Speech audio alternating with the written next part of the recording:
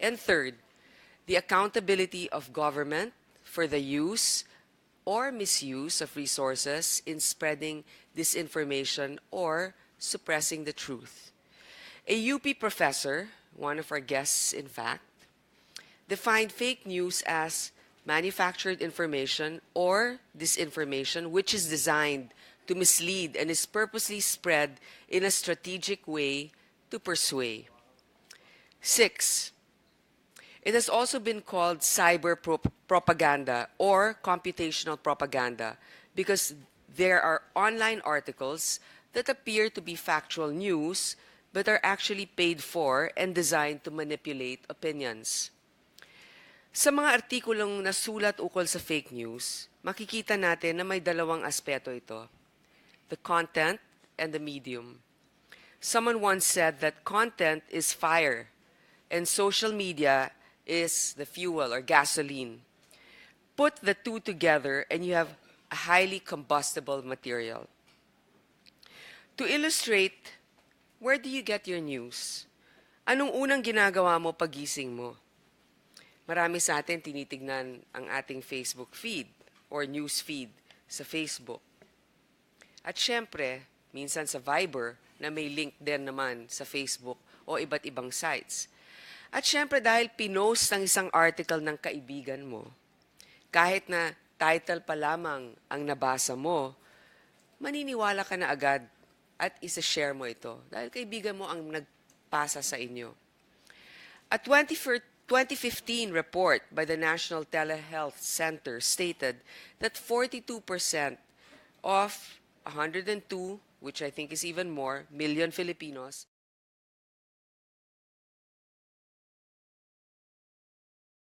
used social media platform. What we don't know or refuse to recognize is that Facebook can act like an echo chamber, reflecting back only the news that you like. Binabasa ng Facebook ang mga likes at dislikes mo at websites na madalas na pinupuntahan mo. Tapos, base dito, mamimili sila ng balita na ipapakita sa feed mo. Hindi ba kayo nagtataka kung bakit yung mga kaibigan na matagal mo nang hindi nakikita, laging lumalabas sa feed mo sa Facebook? Pareho kasi kayo ng pinaniniwalaan. Ang problema, dahil paulit-ulit na lang ang nakikita natin, hindi na tayo nagiging mapanuri. Tinatanggap na lang natin ang impormasyon kasi inaakala natin na yun din ang pinaniniwalaan ng maraming tao sa ating bayan. Facebook cannot attend today due to internal organization changes. We have received their position paper, which states that they make use of products and have partnerships and programs to promote authentic communications and stop fake news. Based on their letter, it appears that their efforts are lacking since, admittedly, they do not delete false news from the platform that was created with authentic accounts.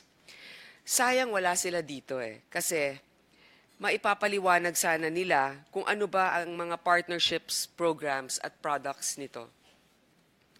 Though social media is a fun and wonderful invention, it can be used to manufacture popularity.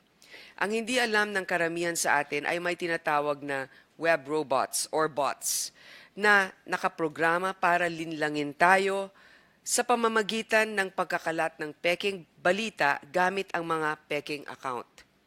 It could influence the audience to elect a certain candidate or reject another one.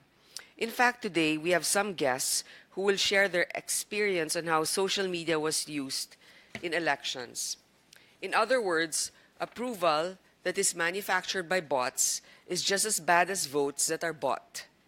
Both of them undermine the essence of our democracy. The danger of online manipulation is that it blocks the flow of real feedback from real people, which is essential in improving and perfecting public policy programs. For instance, do we know how many EJKs have been committed in the past year? How many are drug-related cases? Who will actually tell us the numbers? Iba-ibang figures, iba-ibang sites. May official, na galing mismo sa PNP, pero hindi necessarily yun ang ginagamit. So kahit na mismo tayo dito sa Senado, pag gumagawa tayo ng research, kailangan natin tawagan munang PNP, kailangan natin tawagan ng isang ginagalang na publication. Pero paano kung ikaw ay isang ordinaryong mamamayan at sinabi sa'yo, 100,000, pero yun ang lumalabas sa feed mo. Thus, fake news has two parts. I mentioned the first one, the medium. The second part is the content. The people behind that content, the journalists and the bloggers, are also responsible for the spread of fake news. So we can't really say just bloggers. Some are also mainstream journalists. In our last hearing, some bloggers claimed that their posts were personal expressions or mere opinions and are therefore not subject to a journalist's code of ethics. In my view, bloggers are not above libel laws.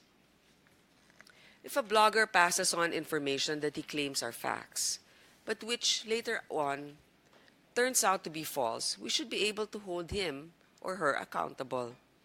And though we support a person's right to freedom of expression, once the writer defames the subject of his article, the writer must be held liable in accordance with our laws.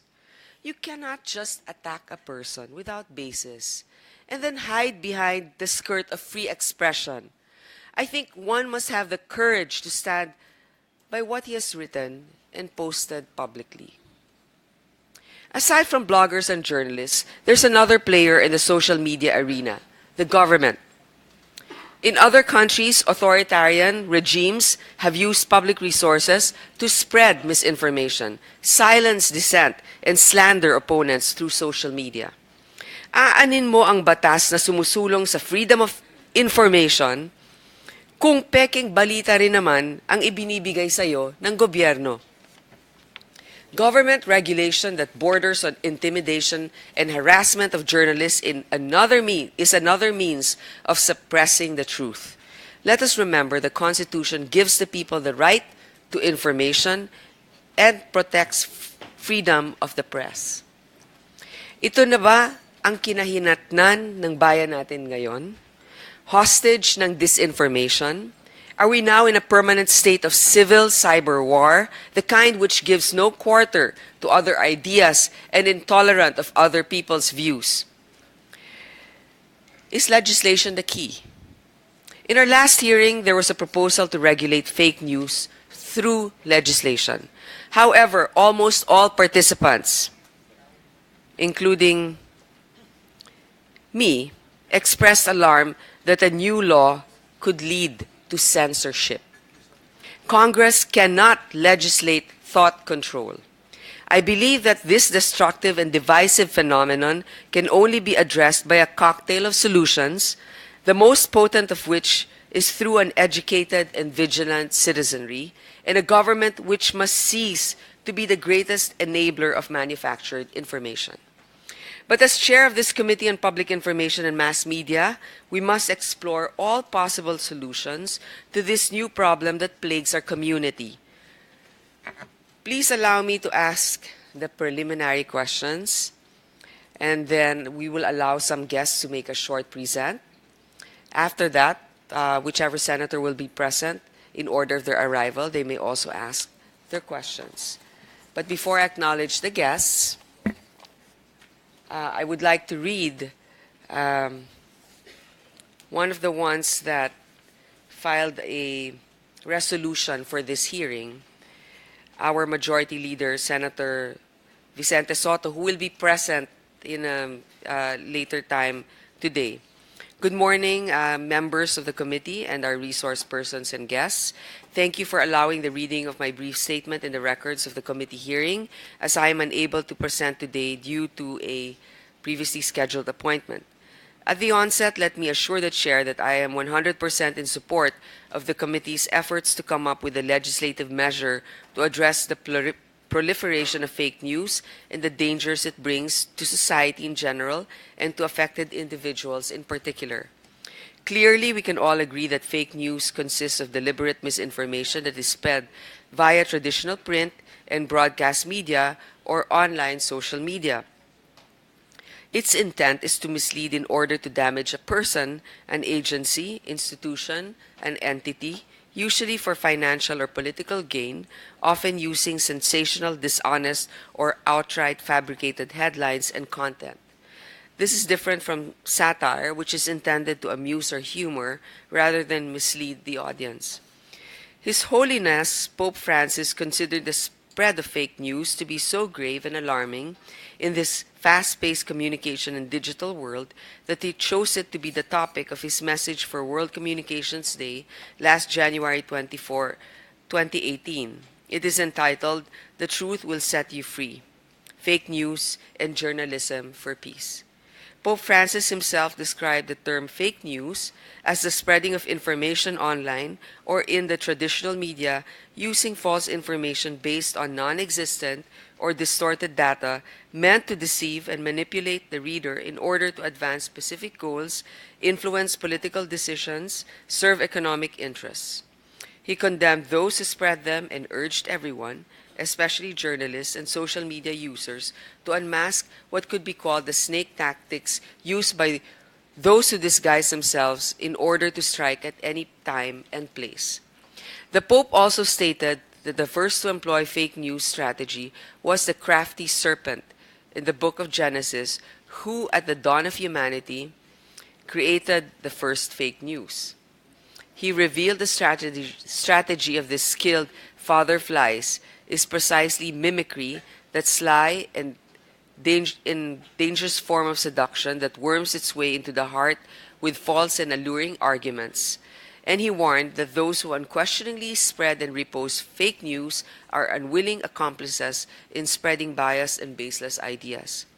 Addressing himself directly to journalists and social media users, Pope Francis exhorted that if responsibility is the answer to the spread of fake news, then a weighty responsibility rests on the shoulders of those whose job is to provide information, namely journalists, the protectors of news. In today's world, theirs is, in every sense, not just a job, it is a mission.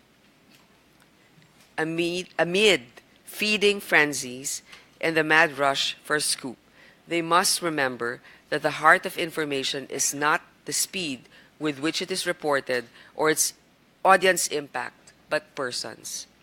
For my part, I believe that this is Senator Soto speaking. I believe that I have already done my share in unmasking at least one crafty serpent who used snake tactics in spreading the evil of fake news about me and other senators. Last November 28, 2017, I filed a complaint for libel under the Cybercrime Prevention Act of 2012 and the revised penal code against Edward Angelo Mojares, Kokoy Dayao.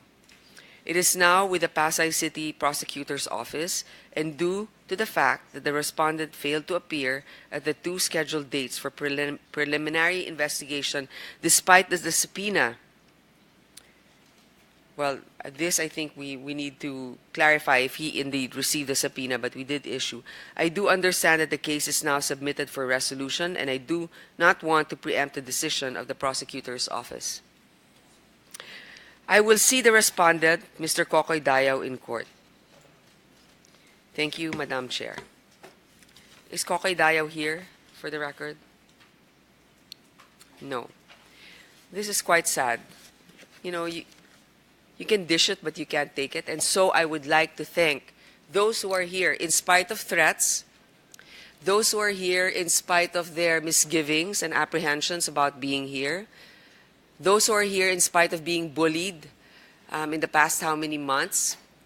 I thank you for your courage, and I thank you for your mission to be able to discuss what you believe in. I thank the Secretary for being here also, because under you, you have a lot to guide and also to monitor. So thank you for being here so you can answer our questions that we also had from our last hearing. I would like to acknowledge my good seatmate, my colleague, my Senator, Senator Manny Pacquiao. So to begin, I would like our guests to please introduce yourselves one by one, your name and your affiliations. Let me begin with the Secretary. Thank you, Madam Chair. Good morning. My name is Martin Andanar, and I represent the Presidential Communications Operations Office.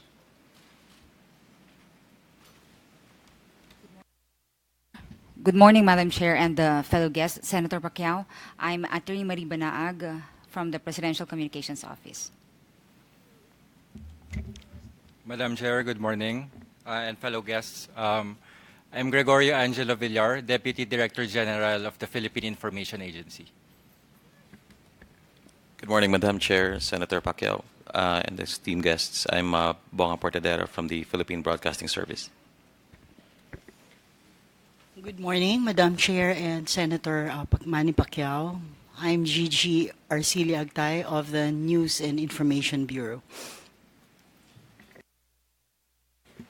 Good morning, Madam Chair and Senator Pacquiao. I'm Attorney Christopher Hernandez, Executive Officer for Administration of the Cybercrime Division of the NBI. Good morning, Madam Chair. Good morning, everyone. Manuel Antonio Duarte po, Chief of Cybercrime Division, representing Director Dante Gueran of NBI. Thank you. Magandang umaga po, Madam Chair and Senator Pacquiao and esteemed guests. Ako po si Clarissa David from the College of Mass Communication, University of the Philippines. Good morning, Madam Chair, Senator Pacquiao. My name is Cheryl Soriano from De La Salle University. Good morning, Madam Chair and Senator Pacquiao and fellow guests. I'm Noemi Dado, blogger. Good morning, Madam Chair, Senator Pacquiao and guests. I'm Jane Uymatiao, blogger. Morning, Madam Chair, Senator Pacquiao.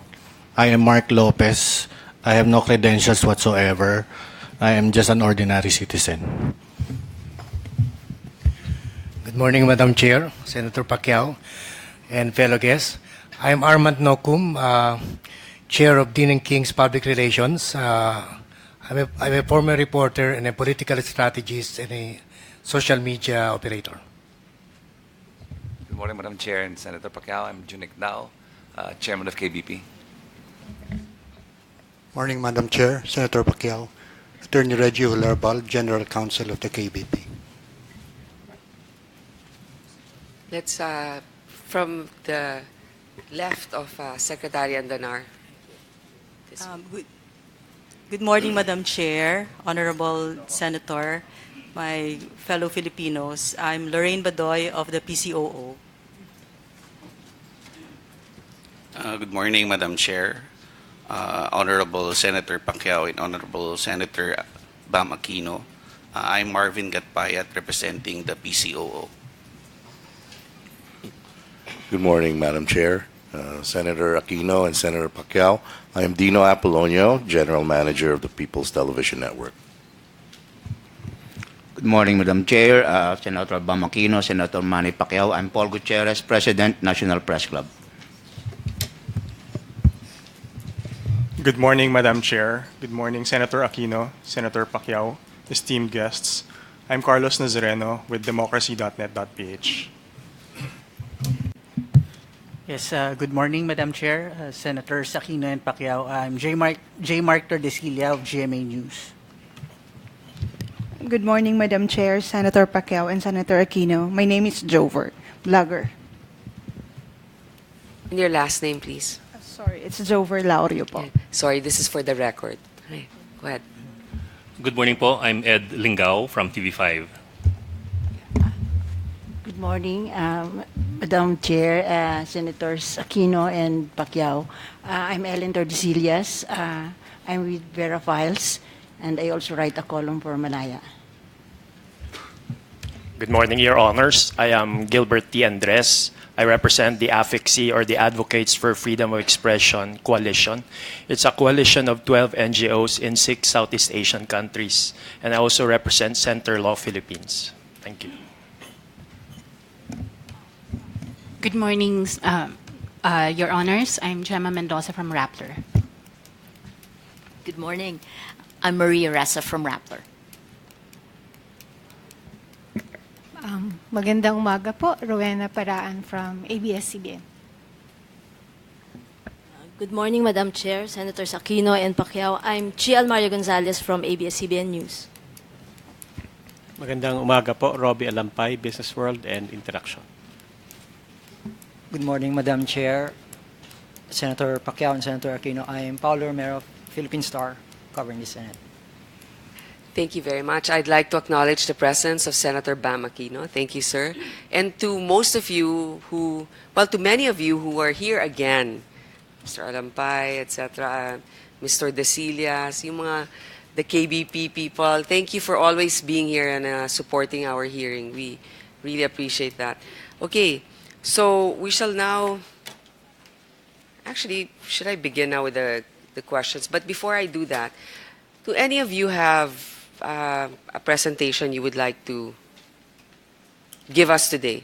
So let's begin with PCOO, and then I believe Rappler also has one. Looking forward to both your presentations. How about you, sir? Go ahead. Thank you so much, Madam Chair. Good morning po, Senator Bam Aquino at Senator Pacquiao. I just have just a brief opening statement.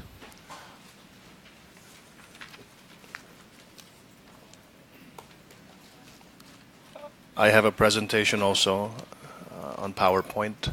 So, there.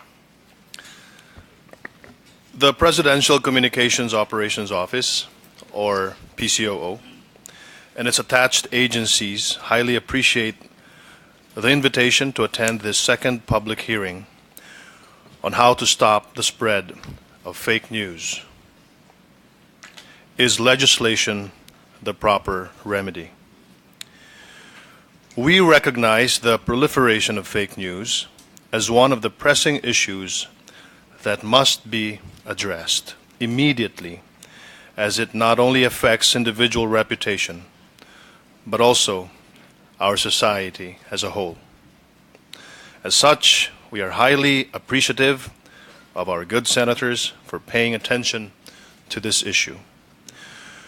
We note that there are already existing laws which may be tapped by anyone seeking redress against fake news or false information, such as the revised Penal Code, as amended by Republic Act 10951. In particular, Article 154, unlawful use of means of publication and unlawful utterances, and Article 355, libel by means of writing or similar means. Another landmark legislation is a Republic Act number 10175, or cybercrime prevention. While we understand that it is, we humbly offer the proposition that in such case, fake news be very clearly defined, with the assurance that the basic constitutional right to free speech and expression will not be curtailed. We also believe that a holistic and whole-of-society approach is essential to address fake news and its harmful effects. And we believe that the best way to do it, to fight fake news, is to inform the public on what is really happening in our country and what their government is doing for them to provide a comfortable life for all. Most importantly, we underscore the need for extensive promotion of media and information literacy, which should be a shared responsibility and advocacy of the government, the academe, the relevant industry players, such as private media and social media platform providers, and the community.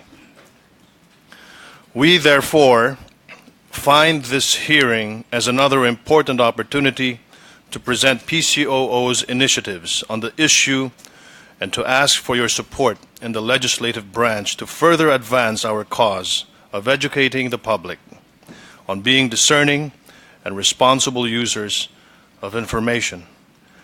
Our mandate is not only to provide information, but also to empower the public on how to use these information towards the greater good and to support nation building.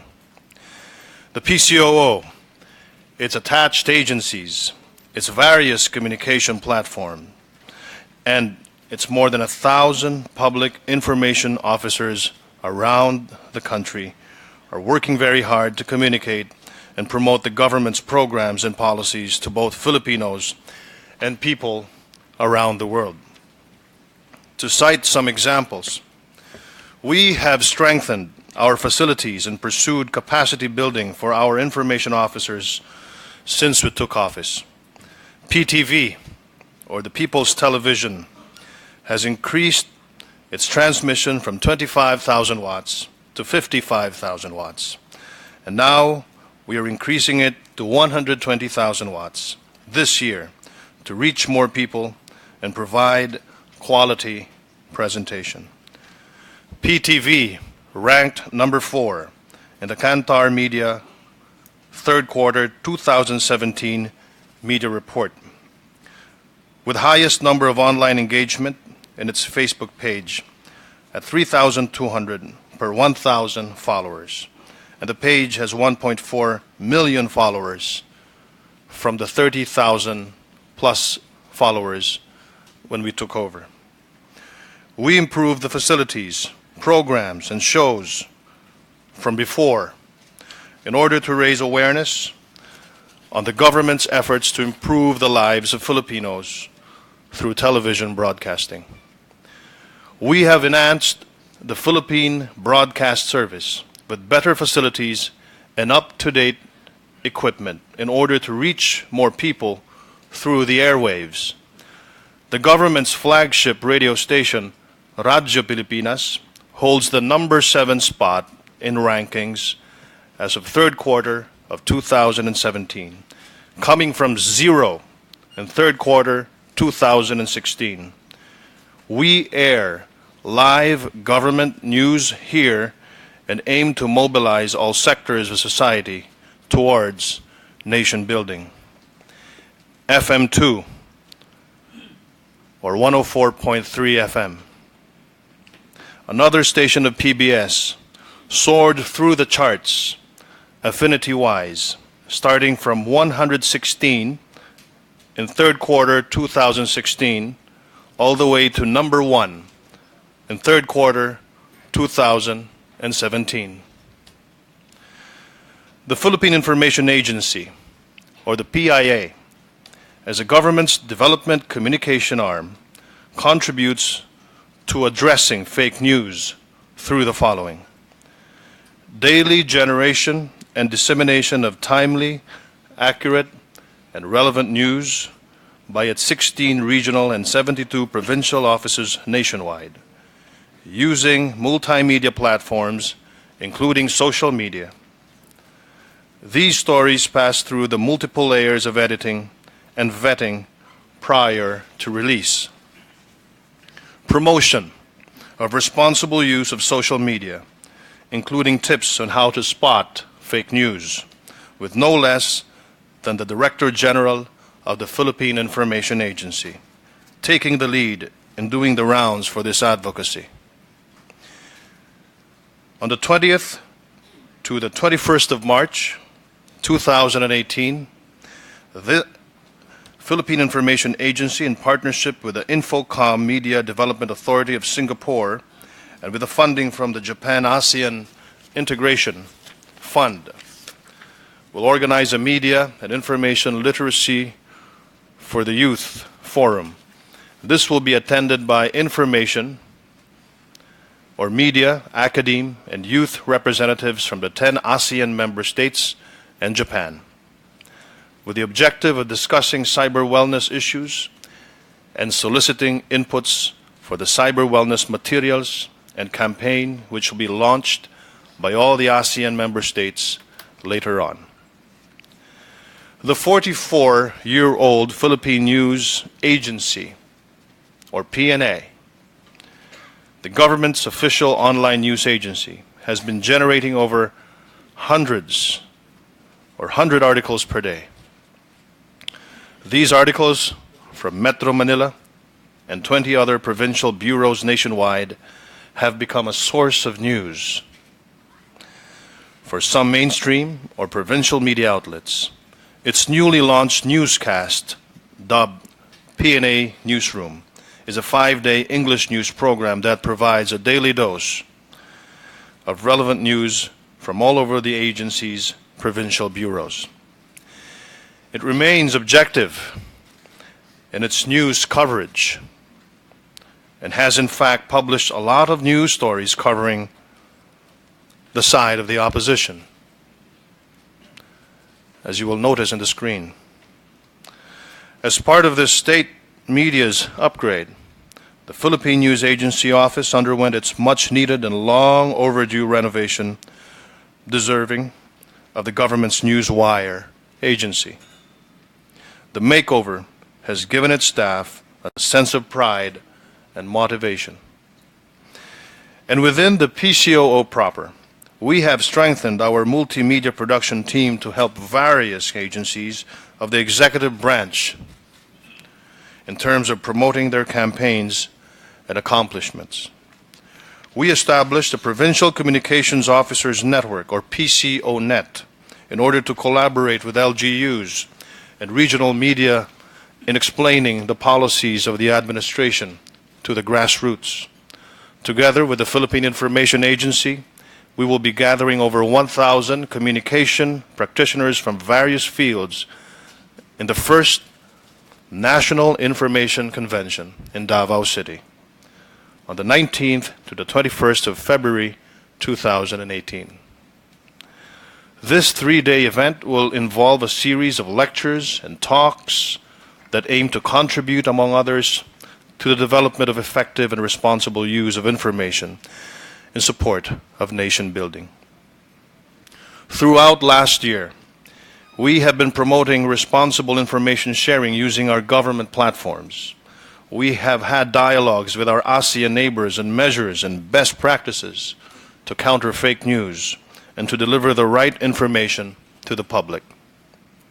In September last year, we organized the ASEAN Ministers Responsible for Information, or AMRI, roundtable discussion on countering fake news and communicating the right information, where we extensively shared experiences and exchanged views on dealing with fake news. We have made mistakes in the past, and we have been held accountable for them. But these were honest mistakes with no intention to malign anybody and with no malicious intent. These should not overshadow or speak for the work of thousands in government who work tirelessly to provide the public the right and useful information. Allow us to cite some recommendations where we can work together to promote responsible information sharing and stop the prevalence of fake news. Number one, Madam Chair, increase the budget for media and information literacy education. We are not only the advocates of real news and accurate information, it should be the collective effort of all stakeholders to educate our people to discern fake from real news, to minimize, if not eliminate, the spread of false information. PCOO has been going around the country to build the capacity and capability of information officers. This can be a program that can be adopted by schools and other concerned institutions and organizations.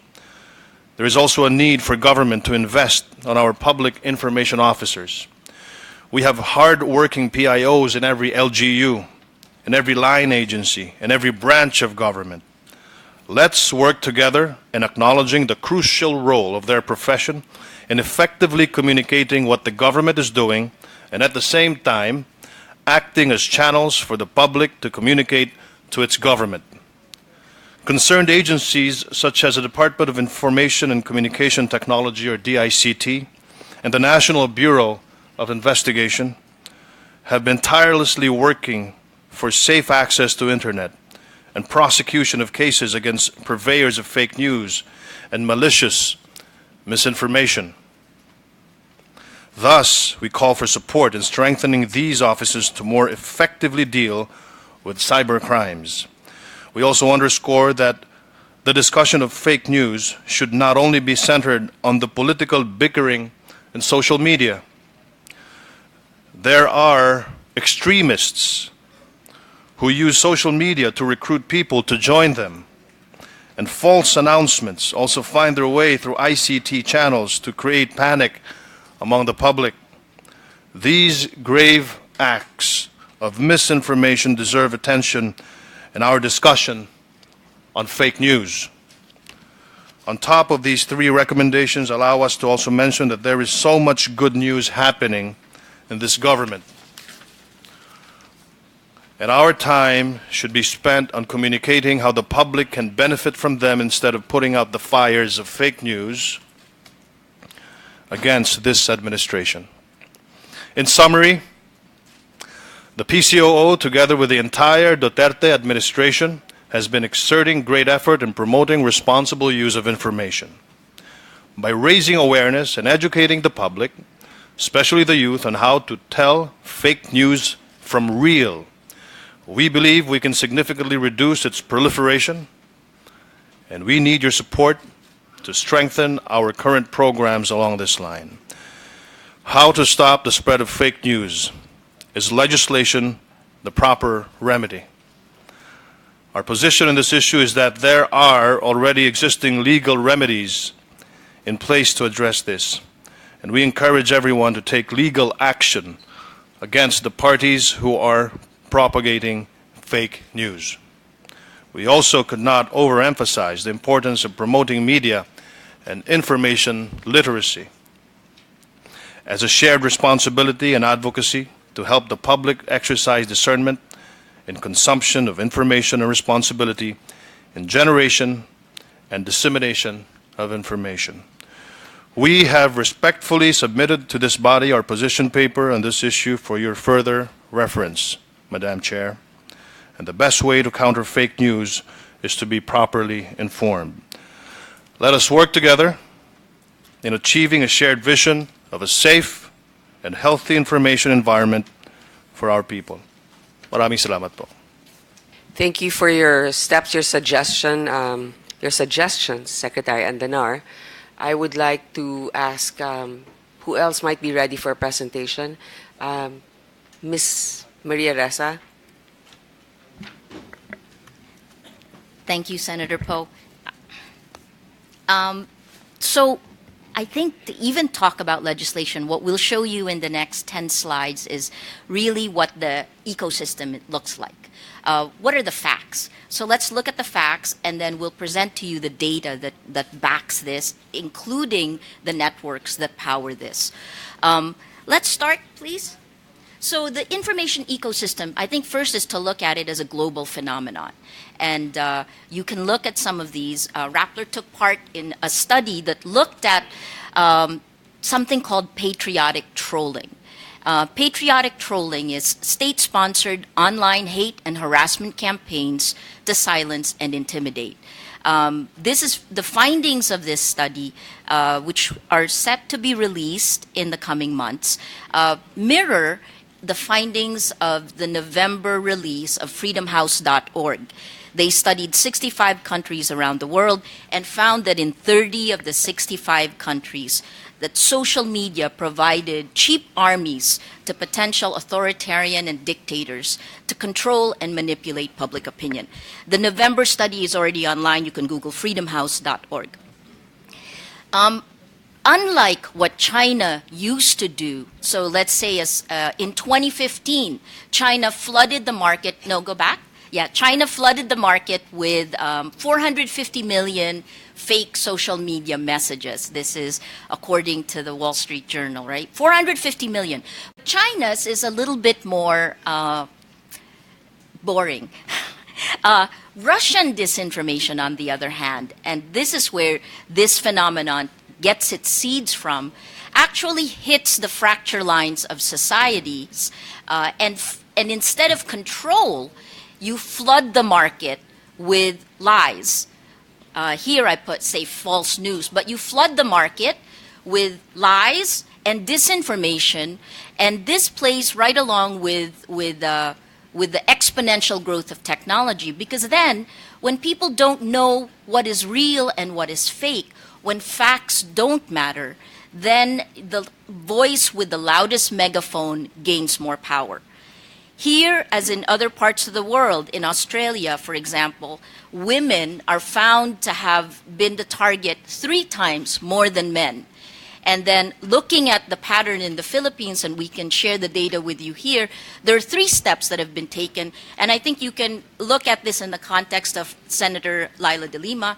The first is you attack credibility of whoever the target is. You allege corruption, and then you repeat that exponentially. Because if you say a lie 10 times, truth can catch up. But if you say a lie 1,000,000 times, that becomes the truth.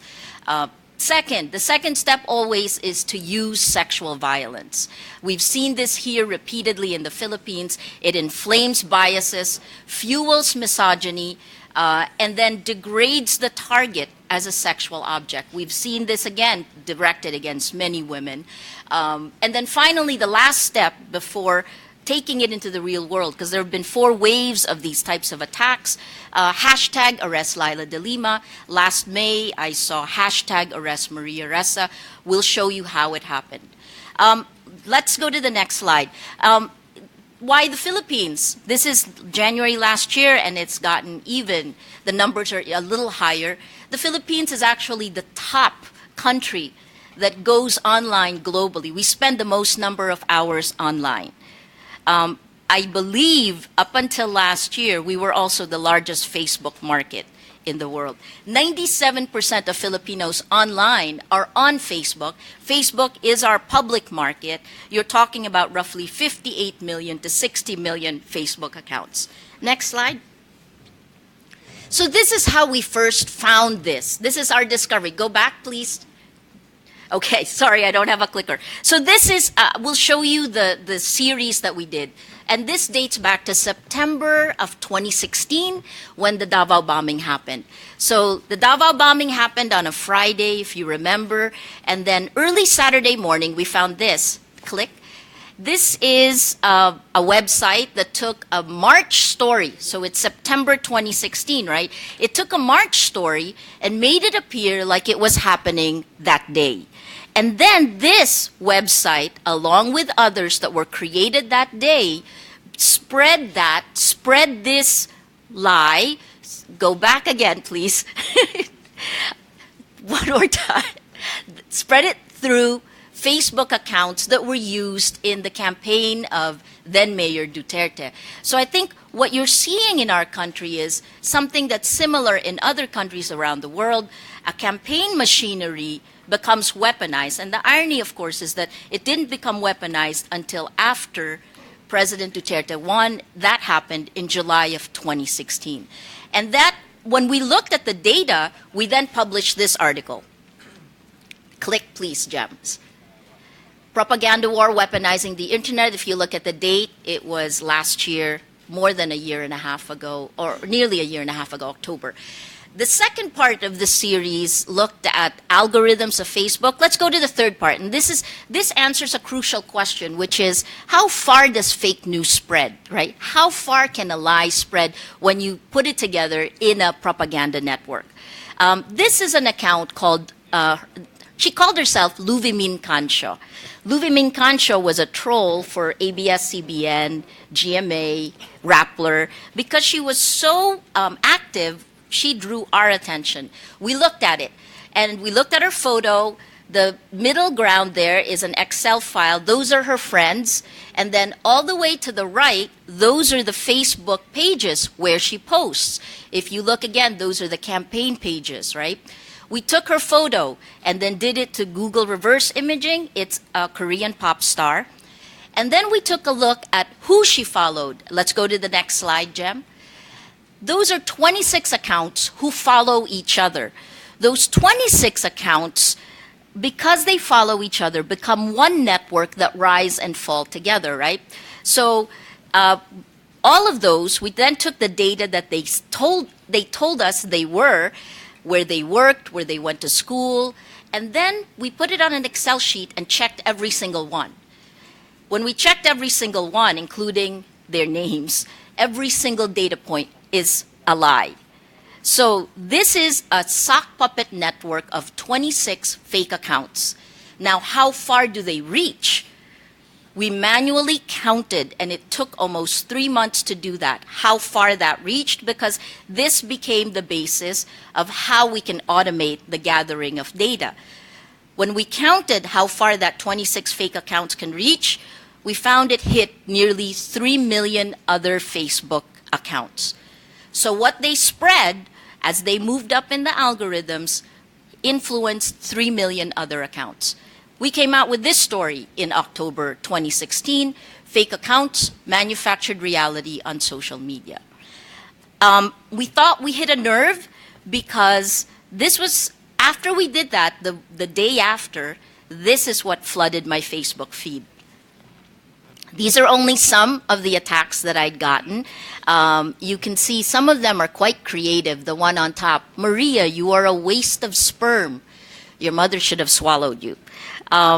You have to laugh about some of these things, right? And then the name, that account was posted publicly, and then a common friend of ours, die stupid bitch. If you don't like our president, leave our country. This is a real person, a doctor, a young doctor. And when he was tagged on my Facebook page, he said, oh, I left it open in a Facebook cafe. But when I went back over we did a private message because I thought maybe he just didn't know this is against the law. Then I noticed that he had attacked 3 other women journalists in exactly the same way. So this is the day after. Over the next month, from October to nope, go back please. Over the next month, from October to November, I received an average of 90 hate messages per hour. And even me saying that was taken and misread by the propaganda machine and then was used to attack me. So let's go to the next slide. This is hashtag Arrest Maria Ressa. Rappler came out with a story that looked at the conversation between President Trump and President Duterte. We published a transcript. And again, if you look at this statement, Rappler just made the Philippines a legitimate target of North Korean nuclear missiles. It's kind of laughable, and yet people believe it. So let's look at from the ecosystem of the bloggers to, let's call it the pro-Duterte bloggers, to the campaign machinery. Go back, nope, back. I'll call it one at a time, Gems. So from there, you go to the campaign pages. Click, please. Ipatawag na yan sa Senado, hashtag Arrest Maria Ressa. Nandito na po ako. Thank you for calling me. Then from there, it goes to a real person. Let's click again. And this one is, I smell an arrest, possible closure of Rappler.com. This is a real person in Singapore. And let's go again. Now, here's where it turns more sexual. Maybe Maria Ressa's dream is to become the ultimate porn star in a gangbang scene. I won't tell you his name, but he places it publicly. And then finally, let's go to this one. So this is the evolution of it. Me to the RP government, make sure Maria Ressa gets publicly raped to death when martial law expands to Luzon. It would bring joy to my heart. 90 hate messages, and I'm not the only one. I think many of the people here, women journalists in particular, who are reporting, who are asking tough questions, have been the targets of this. So that's the way it worked. Now, what did we do? Let's go to the next slide. So what we did is we gathered data. We took the data and we formed what we began to call a Shark Tank. By mid last year, we had maybe 12.5 million accounts being part of it, meaning if you spread something that was a lie, you became part of this because we mapped the spread, and then maybe about 350 million comments. On the left side, you see the fake news sites. The middle column is the Facebook page that spread it. And then the one I look at a lot is the average reposting, because you can see the average reposting, how often. Now, this is a tool we built for our social media team, so we can tell the difference between a paid kind of cut and paste account to a troll, to a fake account that is run by a real person, blah, blah, blah, all through. Let me show you what it looks like. Again, this is a very rudimentary CMS we built so our social media team can deal with it. So let's look at October 2016. We're going to Sally Matay because she was, her reposting rate was 17 times. for every post. If you look at what she's posted, you can clearly see it's a cut and paste method, right? Just cut and paste. And these are where she posts them. If you look at the websites and the groups of where she posts that disinformation or what she wants to post, you can see the combination of the pages. This is where this kind of begins the ecosystem, right? You can see both the Duterte campaign pages and the vice president former Senator Bongbong Marcos coming together here. We can also check for my social media team. They want to see, all right, well, let's plug in a name to see what that person has posted, what that page has done, and here you can see it come out. Okay, let's move on. Let's take the data. What do we do with all that data? Well, we can take all of these networks and actually begin to map them. This is data with the weighted in degree and the weighted out degree and the degree for hashtag Lenny Leaks, an attack against Vice President Robredo that happened last year. These accounts all together, when you put the data together, will bring this. This is the foundation of our information ecosystem in the Philippines today. This is hashtag Lenny Leaks. When I run the accounts that are attacking other women journalists, they're similar to this, different leads, but these are the content creators, and they're broken down by demographic. You can see the pseudo-intellectuals, the middle class, and the mass base. That, as a base, is where our information comes from. The second one is when you take the social media team and it jumps into the real world, and a favorite place where it jumps is, let's click again, is traditional media, right? So we in traditional media also do it, but one of the bloggers here, the pro-Duterte blogger, also writes for this publication. And then finally from there, there's also the connection to the state. Let's click again. This is PCOO saying that it's now going to actually partner with Russia. Martin and I were, Secretary Andanara and I were in Hong Kong together, and he said that he would take the PNA and other agencies and send them to China and Russia for training. I just cautioned, and I know we spoke about this already, I just feel that that is a difficult thing, because more power and kudos to everything that you're doing with PNA and with the agencies to try to upgrade them. But I think falling into this kind of pattern, using different disinformation tactics could work against all of us as a nation.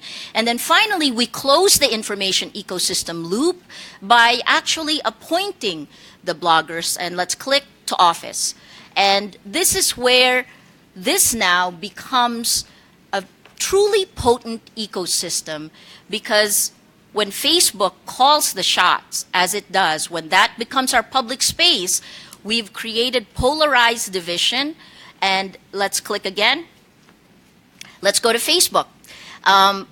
I was so concerned about this that last August in 2016, I actually went to Facebook with the data to say, I'm really worried because presidential elections in the US are coming up. And then as a joke, I kind of said, President Trump could win. I laughed. I think Facebook has looked at the data. I've gotten as far as talking to Mark Zuckerberg, and let's click there. And I think that Facebook is doing its best. Rappler couldn't have become Rappler without Facebook. We do need Facebook. At the same time, I feel that the kind of mass base engagement system that Facebook uses turns the wisdom of the crowds into a mob like this. And I think that's where we need to actually figure out, how are we going to deal with this? In terms of what's the ecosystem, there are 6 players now that are being manipulated or are taking part in this. The first are the true believers, really sincere ideology, and this is a global, the 6 parts are global, right? The second is geopolitical. These are the state, the people who want to control it for geopolitical purposes. Third, financial. You see this in the States. You see in BuzzFeed, they showed you how kids in Macedonia were selling ads, right? Fourth, reputation. These are the people who want the attention and reputation benefits that a platform like Facebook or Twitter could give them. They are motivated by the feedback loop of clicks and follows. Fifth, entertainment. These are the guys who are on for the lulls, right? These are the mischievous fun. They look at it as fun to join taking someone down. So they've extended online gaming practices. So they're going on a quest together. And then finally, sixth one is just the power to be able to actually assert through digital action and influence. So these are like the 4chan people who use mimetic warfare. All six of these have all been employed in the Philippines in different ways. We fall into one or many of those categories, but I think what's very clear is that the old world of traditional media is gone. And this new world, we're watching creative destruction, and we would like to, as we have called attention to this over and over. In terms of legislation, finally, I'll close on this. There are existing laws. I agree with Secretary Andanar. I don't believe that we should have more legislation, but I think we should impose existing laws on this and demand accountability. I think the biggest problem is the lack of accountability, the impunity that's happening right now. Thank you, Ms. Ressa, for your presentation. In fact, that's one of my questions I had with my staff and my colleagues about slander being part of the cybercrime law, which is apparently it's not. So that's something that we need to take up because it can also limit our privilege and our right to be able to speak out against a particular person. So if it's just libel but not slander, these are things that we really need to study. But, you know, John Neri sent me a letter, and he, in his own reflection, said that there are two parts to fake news. One is to actually, the first is an act of dismissal. We use the term fake news to dismiss, to legitimize any information we don't like. So kung ayaw natin, sabihin natin, minamaliit natin yan, wala, fake news yan, di naman yan totoo. The second is deception. We use fake news to deceive. Ibig sabihin, ginagamit natin talaga yung fake news para gumawa ng, mag-manufacture ng mga hindi totoo na mga balita. So, dalawang bagay yon. Yung isa, pag merong legitimate na balita, pero hindi ito sumasang-ayon sa ating mga layunin, sasabihin natin, hindi, fake yan. Nakita natin yan, nangyari sa ibang bansa. Pag merong isang leader na hindi naniniwala halimbawa sa CNN, sasabihin niya, hindi, puro fake news dyan sa CNN. O kaya, ginagamit naman ang ibang pamamaraan para magkalat ng hindi naman totoo. So, dalawang bagay yan, deception and dismissal. Ngayon, gusto natin marinig mula sa eksperto mismo bago ko ibigay ang floor sa ating mga kasama. Dito kay Professor David, Clarissa David. How would you define fake news? Is it the same as propaganda? Ma'am. Thank you, Madam Chair. Sa academia, no, pag pinapag-usapan namin yung problema, we don't like using the term fake news. Kasi yung term na yun, nasubvert na siya. Like you said, ginagamit siya para i-attack ang any piece of information we disagree with. You dismiss it by saying it's fake news. And in fact, President Trump of the U.S. has been credited for being the source of the term. So we prefer to make a distinction between disinformation and misinformation. And within those two big baskets, meron yang iba-ibang klase. So misinformation includes misinterpreted facts, or beliefs that are packaged as raw information and then spread throughout the network.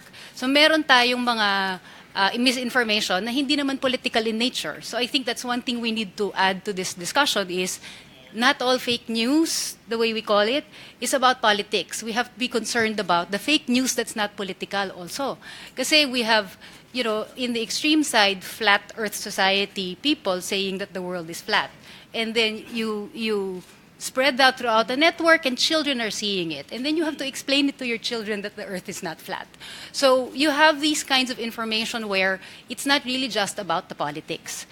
So misinformation includes satire posts, for example, na ang intent niya is humorous, pero kumakalat sa Facebook network and then pinaniniwalaan ng mga tao as if it were real. So nawawala yung original intent for it to be laughable, and then it is spread out as if it was real, tas naniniwala ng mga tao. So meron mga iba-ibang klaseng misinformation where there's no real intent. Disinformation po ang mas malapit sa propaganda, where you have intent to deceive. And it's not necessarily fake news, strictly speaking, na ibig sabihin, yung information na basics niya, yung facts, are fake. Pero yung interpretation niya could be for propaganda, right? So the way something is framed or the way a story is told or a meme is constructed could take the same set of facts and communicate a different message. So can you give us a context on that? Something that you've seen on Facebook or that Yes. you may use as an example, for example, to deceive the readers or the public. So paminsan, we see political memes, for example, that you take the same photo and then you put different graphics on it and change the way it's interpreted. So one example that I use in my talks is, if you remember when Secretary Alan Peter Cayetano was interviewed on Al Jazeera, and he made the statement that 3,500 people killed by the police were all drug addicts. The screen cap was taken, and then it spread out throughout two parallel sorts of networks where you have a version that's saying na ang nanalo doon sa debate ay yung journalist, and then you have a version that's interpreting it as ang nanalo sa debate ay si Alan Peter Cayetano. There's no real manipulation of fact. It's a manipulation of the framing of it, which means the interpretation, when it spreads through a network, becomes So what's your solution? Let's say you're a Facebook user, you're a reader. What would you do? Would you go to the original interview? That's exactly what I did, to see. Yes. Because you're right. Again, that could be a subjective interpretation of who actually won. But I see. That's why you have to see the raw facts sometimes. Yes. You have to see the raw facts. And also, so I think tama yung direksyon na we need to stop focusing too much on penalizing content producers.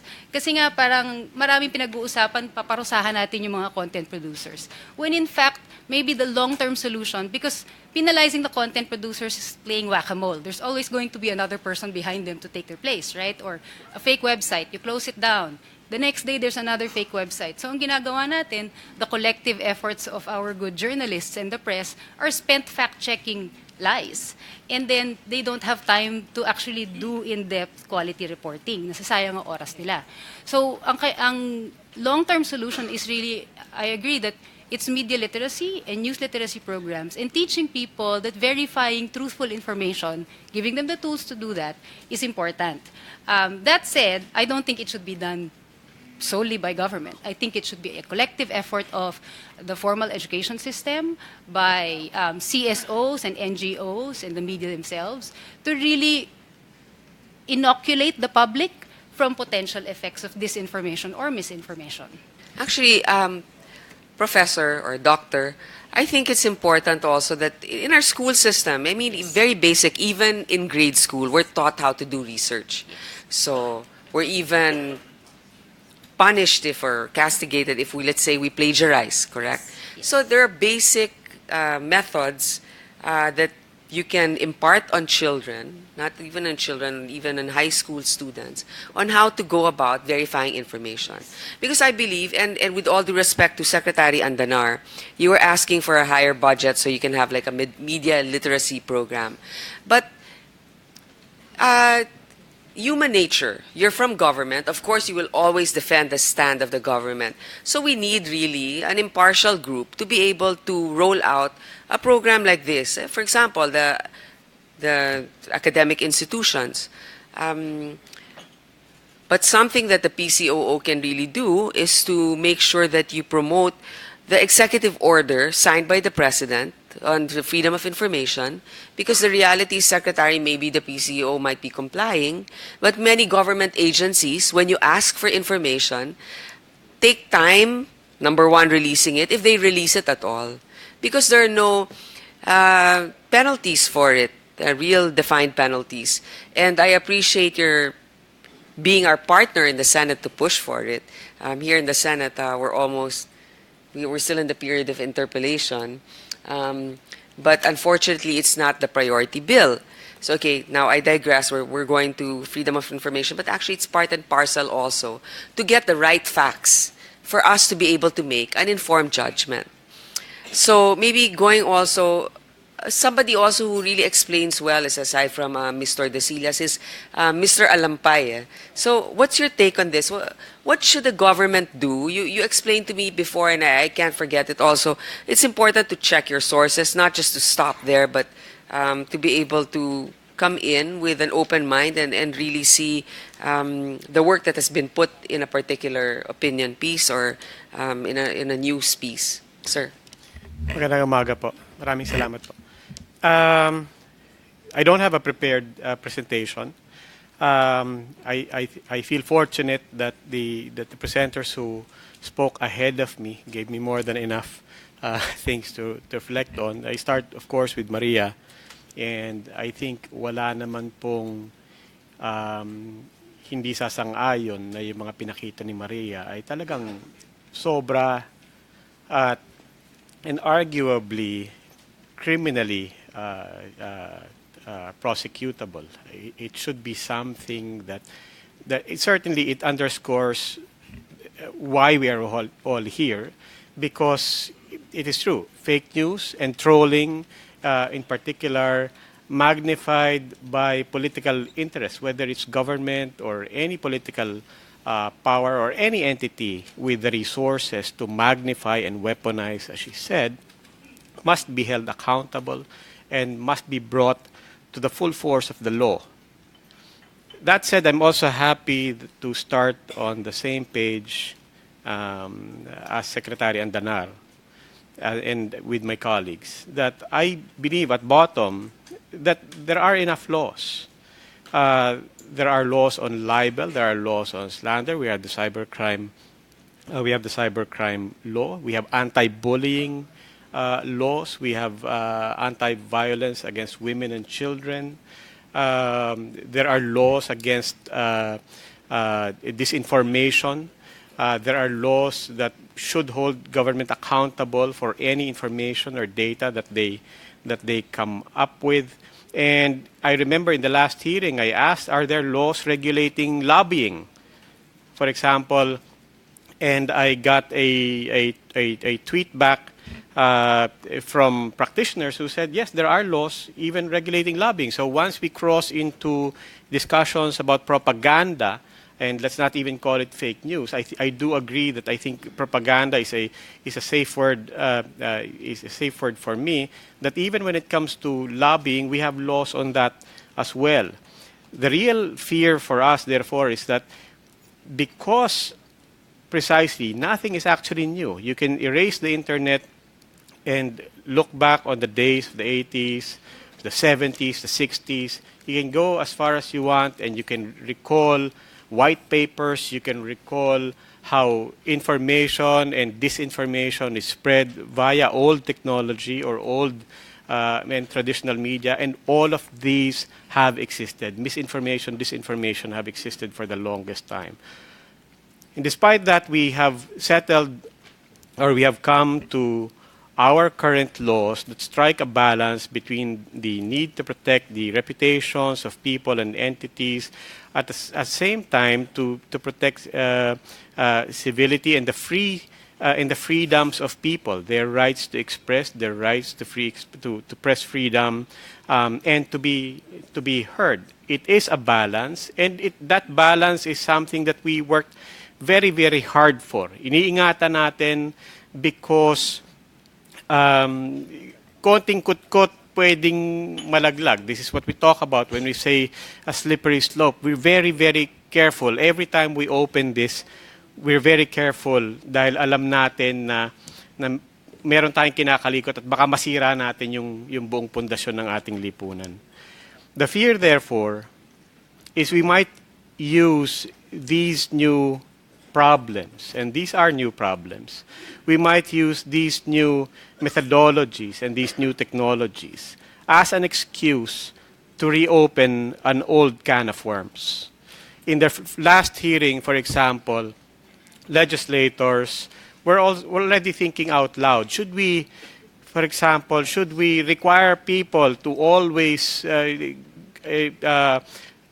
come out of anonymity? Should we require people to not have pseudonyms? We reopen the discussion about defamation and criminal defamation, and should we add new things to it? Should we even define what fake news is? And here I agree with Professor David, even trying to define it immediately opens a can of worms and a set of problems that I think sets us down a very dangerous path. So, Mr. Alampay, just your suggestions. How will we be able to arm ourselves against these? And, you know, there's a reminder by a legitimate journalist na, ma'am, sana naman hindi lang nakafocus sa paninira ng fake news sa mga politiko. Totoo yan, because even if you go to legitimate sites, you can see, akala mo talagang news, pero actually it's an advertisement for a particular medicine, an age-defying cream, weight loss program. So things like that, that's not really been verified. So Mr. Alampayad, and then Senator Bam has a quick question also after you. Muli po, wala namang pagkakaiba sa sinabi na ng iba. I believe that the laws are there. We should encourage people to use the law. Fight for your rights, defend what you need to defend, and use the full force of the law. Take legal action, as Maria said, and as Maria is demonstrating, and as private citizens are demonstrating. I'm very happy to see the NBI Cybercrime Division here, because I know that they have incredible world-class capability. Even with the presentation of Rappler, you see what even private citizens are capable of showing. So you were able to investigate, you were able to check their capabilities, sir? No, the NBI? There have been many reports. I mean, certainly the track record of the NBI in looking and doing cyber sleuthing, which I cannot even begin to understand. But the NBI, even from the days of the I Love You virus, was able to track down, just using strings of numbers, were able to track down an anonymous hacker that literally brought down the internet worldwide. And the point being is that we are afraid, and we talk about laws because we're afraid that we cannot understand the technology and we cannot keep pace with it. What I'm saying is actually no, we have a lot of history to show that with dedication and with investment and with technology as well, we can fight back. So, hindi ko na po pagkakahabaan, I agree that the important thing is to use our rights, to use our law, and to fight back. I will, however, add, as I said in my last presentation, the last hearing, I think there is something to be said about government and government's accountability in spreading information and responsible information. In the presentation of Maria, if there is any link, for example, to suggest that anybody on government payroll or using government money, our tax money, therefore, there is a higher accountability on government to be transparent and to be accountable for any information or any infrastructure that they have built.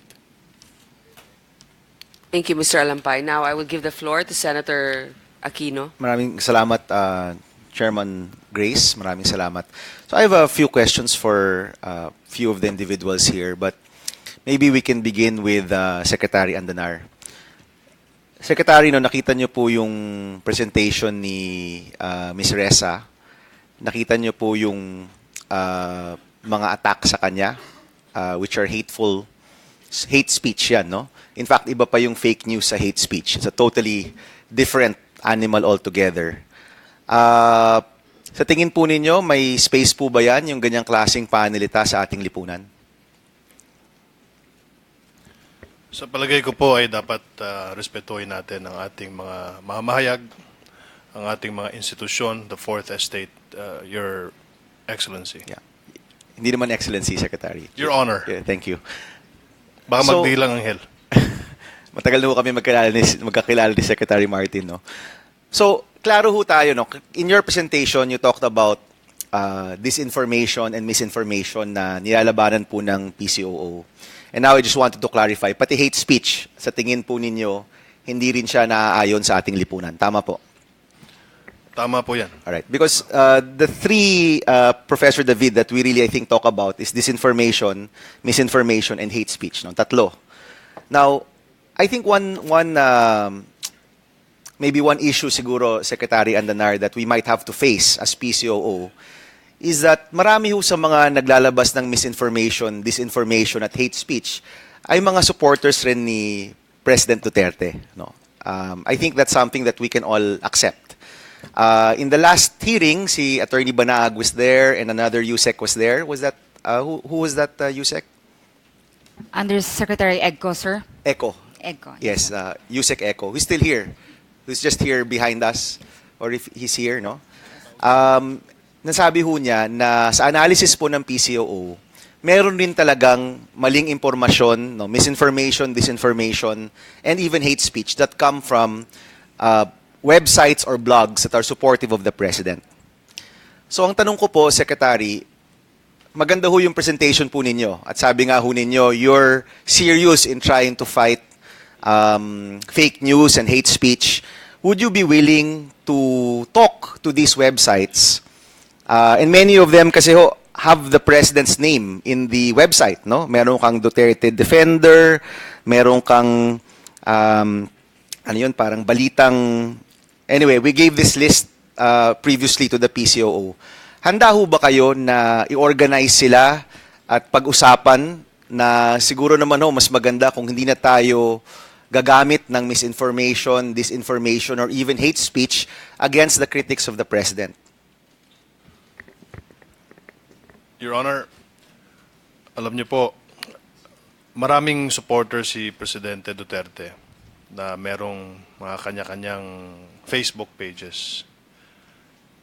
Hindi ho sila yung mga supporters na nasa ilalim ng PCOO. Ako po talaga ay naka-focus lamang sa pagpapalakas ng government media sapagkat ako'y naniniwala na kapag meron po tayong isang malakas na government media, mas madali po nating mapaabot sa mga kababayan natin yung government policies. Hindi ko po kilala yung mga may-ari ng mga Facebook pages na yon.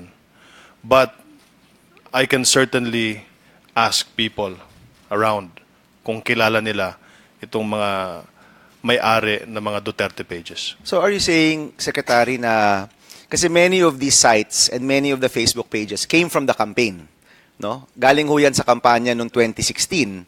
Sinasabi niyo po ba na hindi niyo sila kausap, hindi kayo nag-coordinate sa kanila, hindi niyo sila ino-organize? I'm sure meron kayong pag-oorganisa na ginawa kahit po noon na nag-carry over ho ngayon. Salamat po sa tanong, Senator Bam. But for the record po, noong 2016 ay hindi po ako kabahagi ng kampanya ni Pangulong Duterte dun sa kanyang core communications campaign. I was still working with TV5.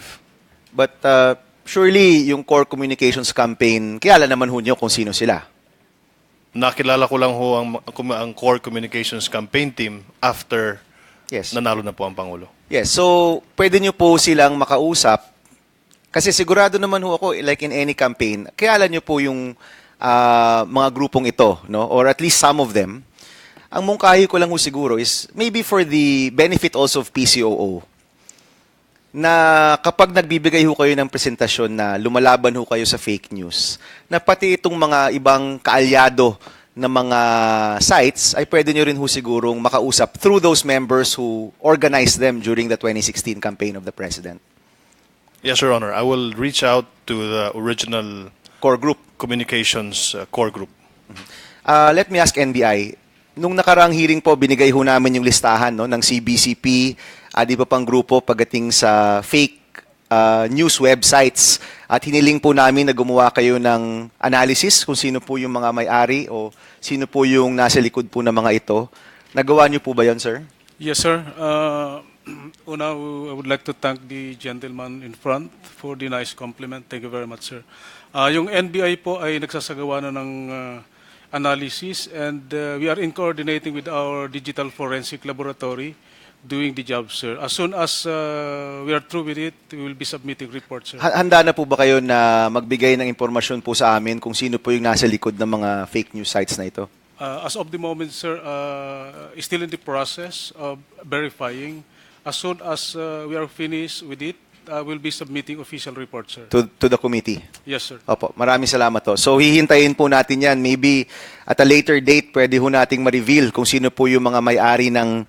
This is about 40 or 50 sites, no? Actually, lumami na pala. This is 87 sites na sa panaliksik po ng iba't ibang grupo, nagsabi na pinanggagalingan po ng pekeng balita, no? So iba pa yun dun sa hate speech, no?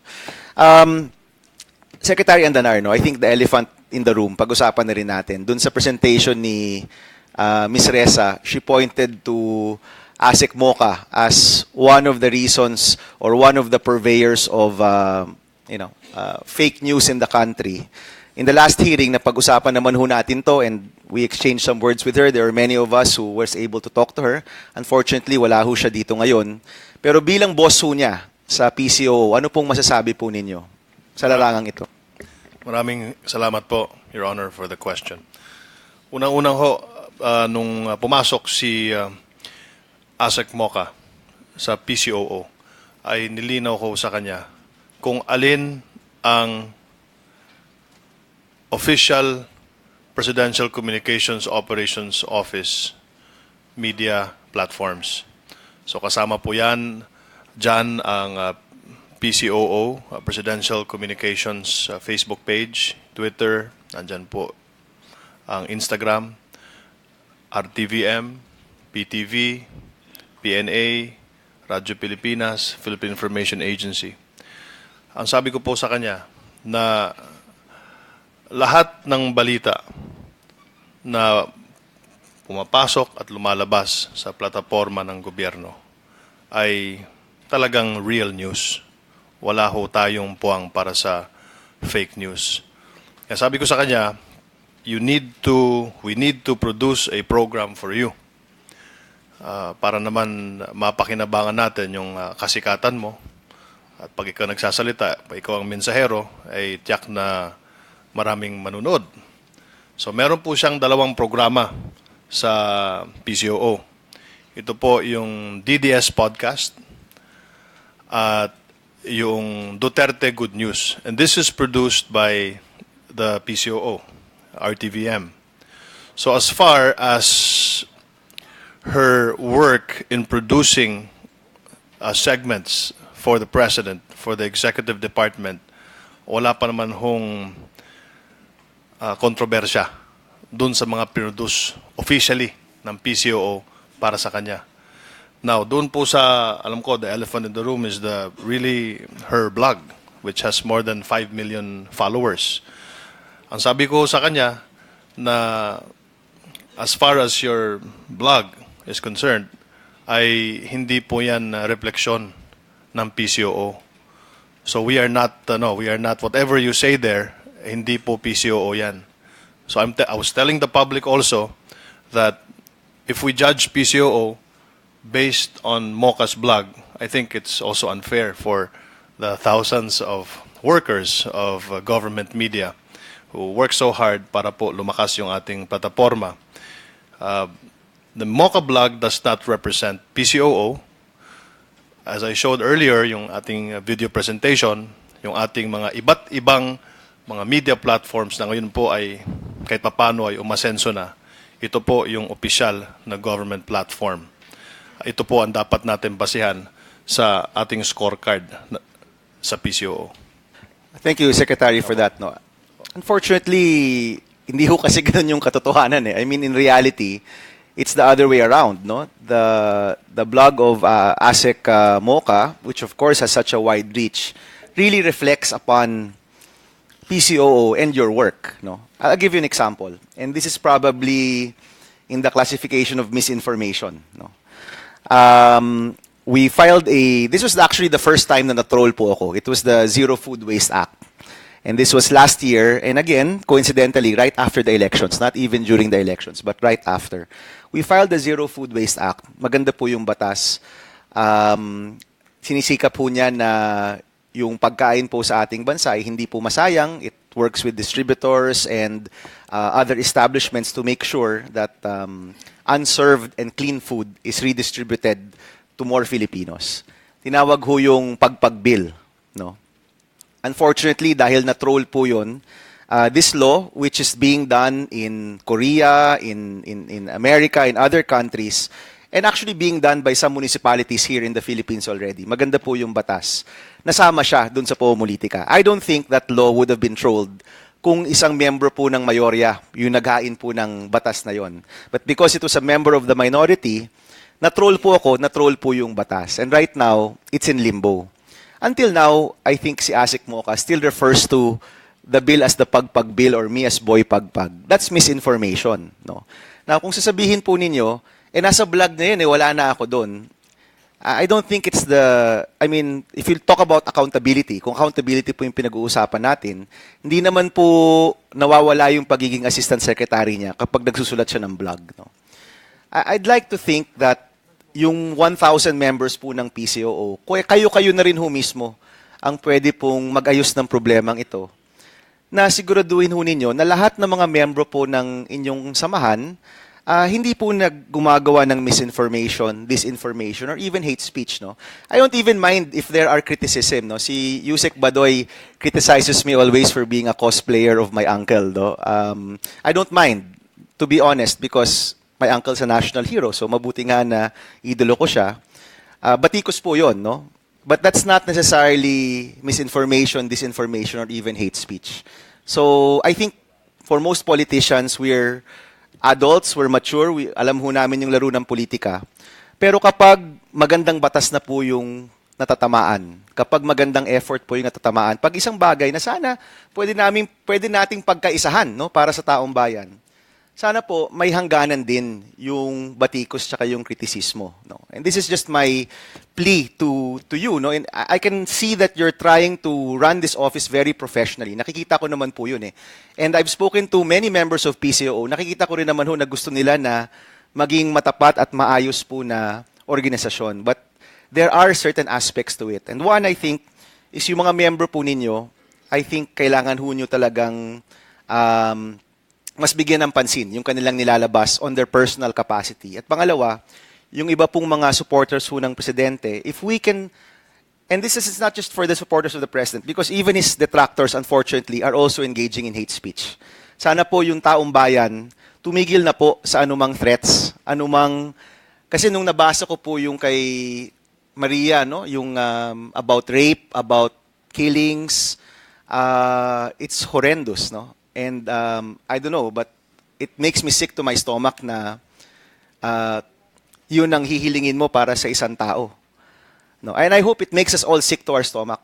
And I think bilang mga pinuno, bilang mga leaders, we're responsible for that. Na yung batikoso, walang problema, yung kritisismo, walang problema. Pero pag umahantong na sa peke, sa pangluloko, o sa ganong klaseng pananalita, dapat magkaisa naman ho tayo na itigil na po ito. Yun lang po, Secretary. Thank you. Thank you, Senator Bam. Actually, Madam Chair, Secretary Andanar, you may respond to this quickly, and then I would like to add something on this particular topic. Sir?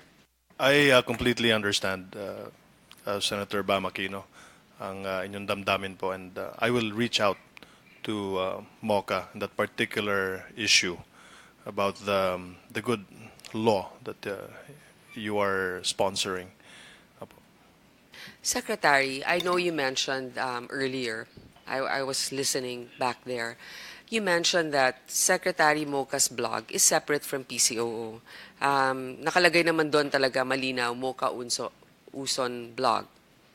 Subalit, may overlap po ito sapagkat doon sa ating batas, no, RA 67, itong Public Official as defined in RA 6713 as elective and appointed officials and employees. Ngayon, yung Section 7 ng 6713, nakalagay na they may engage in the private practice of their profession unless authorized by the Constitution or law, provided that such practice will not conflict or tend to conflict with their official functions. Now, for example, I have here in my office people of their own Facebook page. In fact, I'm not really an active user in the sense that I don't stalk my employees' Facebook pages. But sometimes, some call my attention that some of my employees are posting things that are not of my official statement. For example, they have their own political inclinations, even if they work for me, because I strive to hire people from a cross-section of society. So some of them are pro this particular politician, some of them are against. But I have to talk to them and appeal to them that you have to make a decision and a sacrifice. If you want to remain with me, what you say can be misconstrued and may be interpreted as my official statement, particularly the ones in a critical position in my staff, those that belong to the political group, the legislative group, for example. Now, if you're in the administrative admin, then, they can do it because I don't want also to curtail their freedom to speak out. Now, Secretary Moca has been very effective in the campaign of the President, and I believe an excellent strategy for any administration to hire somebody as diehard or as a firm believer as somebody like her.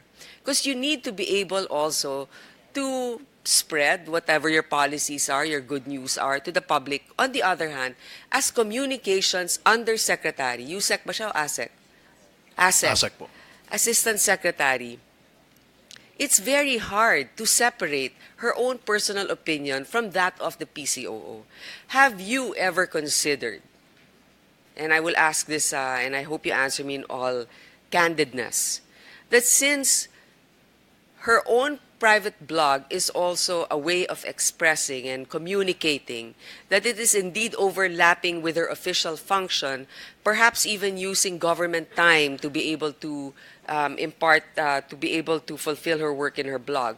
Have you ever considered perhaps that this is a conflict of interest and it should be shut down, sir? I've spoken to Mocha about it,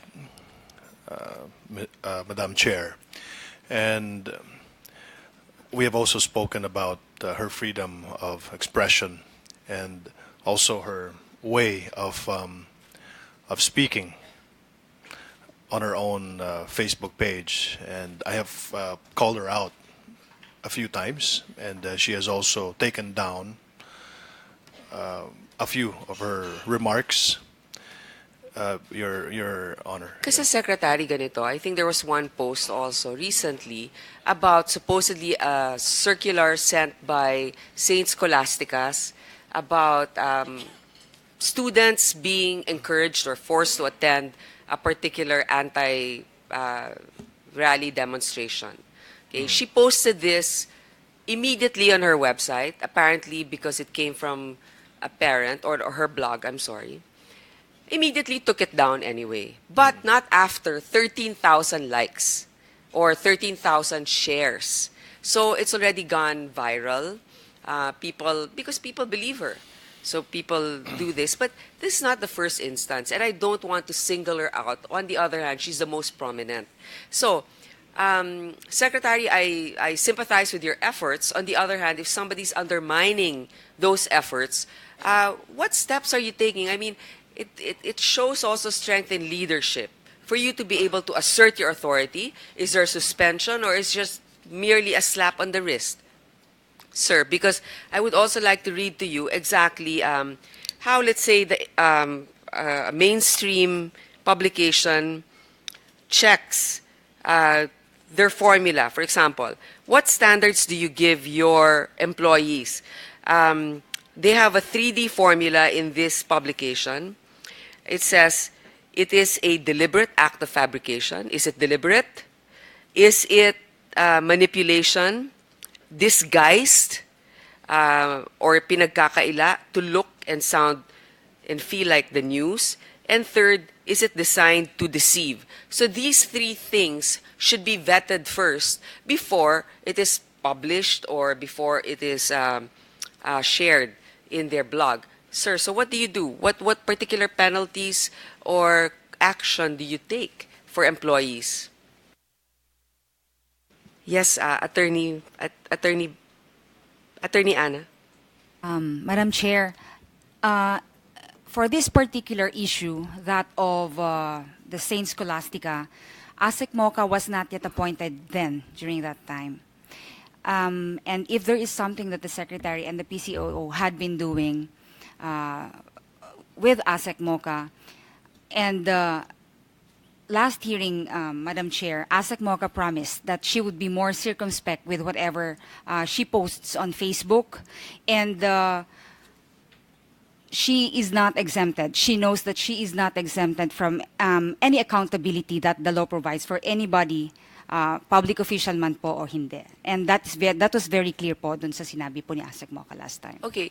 No, I understand this has been before her appointment. But on the other hand, also the quality of people that we take in. Now, what is the goal? Because I think that it wouldn't be, I think it would be understandable, for example, with the many supporters of the president. And I would like to clear this, I think that a lot of people would tend to dismiss it and say, oh, mga bots lang yan. No, I believe there are a lot of organic supporters of the president. I don't think it would be something that we should condemn if, for example, a group of loyal supporters actually hire somebody as, like Secretary ASEC MOCA, to head their pro-Duterte campaign, even now, because it's a constant campaign, but to be under the Office of Communications, the official communications office, not just of the president, but of the Republic. Wouldn't this be in conflict? I think that ASEC would be more, would be permitted more freedom to speak out should she be in the private sector. Sir.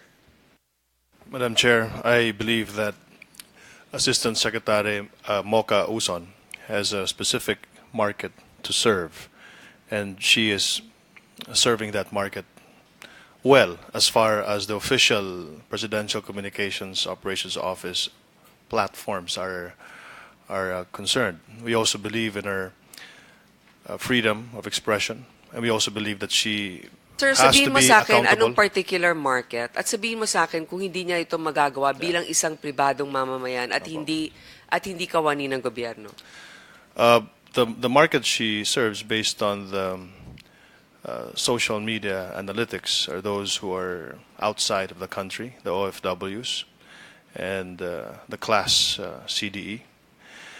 The number two, I also believe that she has to be accountable to the law. Kung ano man ang sabihin, hindi naman siya exempted. Kung kakasuhan siya ng libel, in fact, kinasuhan na po siya ni... So, Sec, hindi ba niya dinadaan sa inyo kung sino po yung... Kasi, di ba, sa mga mainstream publications, meron syempreng editor na dinadaanan. So, bago po i-post, hindi lamang siya, kundi yung iba sa inyo, sa PCOO.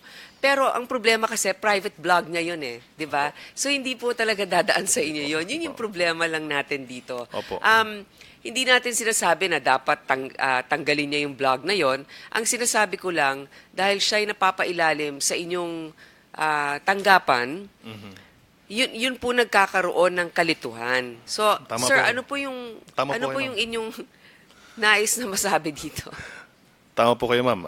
Hindi po dumadaan sa PCOO ang lahat ng pinopost ni ASEC MOCA sa kanya. Pero sinabi din po ninyo, kaya nga dito yung overlap, Okay, ha? Sinabi ninyo, hindi dumadaan sa inyo, pero may mga sinasabi kayong pinopost niya na pinapatanggal nyo rin. Ito po ay base rin sa mga tawag na natatanggap ko from a senator na hindi ko na lang babanggitin na siyempre nasaktan sa sinabi ni MOCA.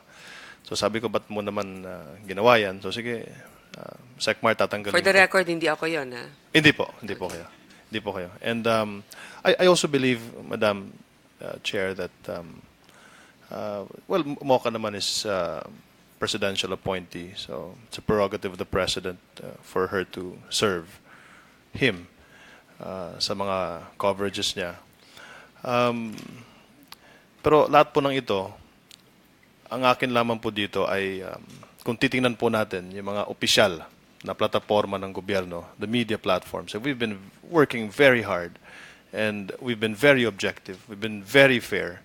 Ay, hindi po porket oposisyon ay hindi mababasa sa Philippine News Agency. In fact, Ay, hindi, totoo po yan. Sa Philippine News Agency, lalo-lalo na pag pumupunta sa mga probinsya, sila ay bukas sa lahat ng mga opisyal ng gobyerno. Hindi lamang yun sa lahat. At in PTV4, congratulations.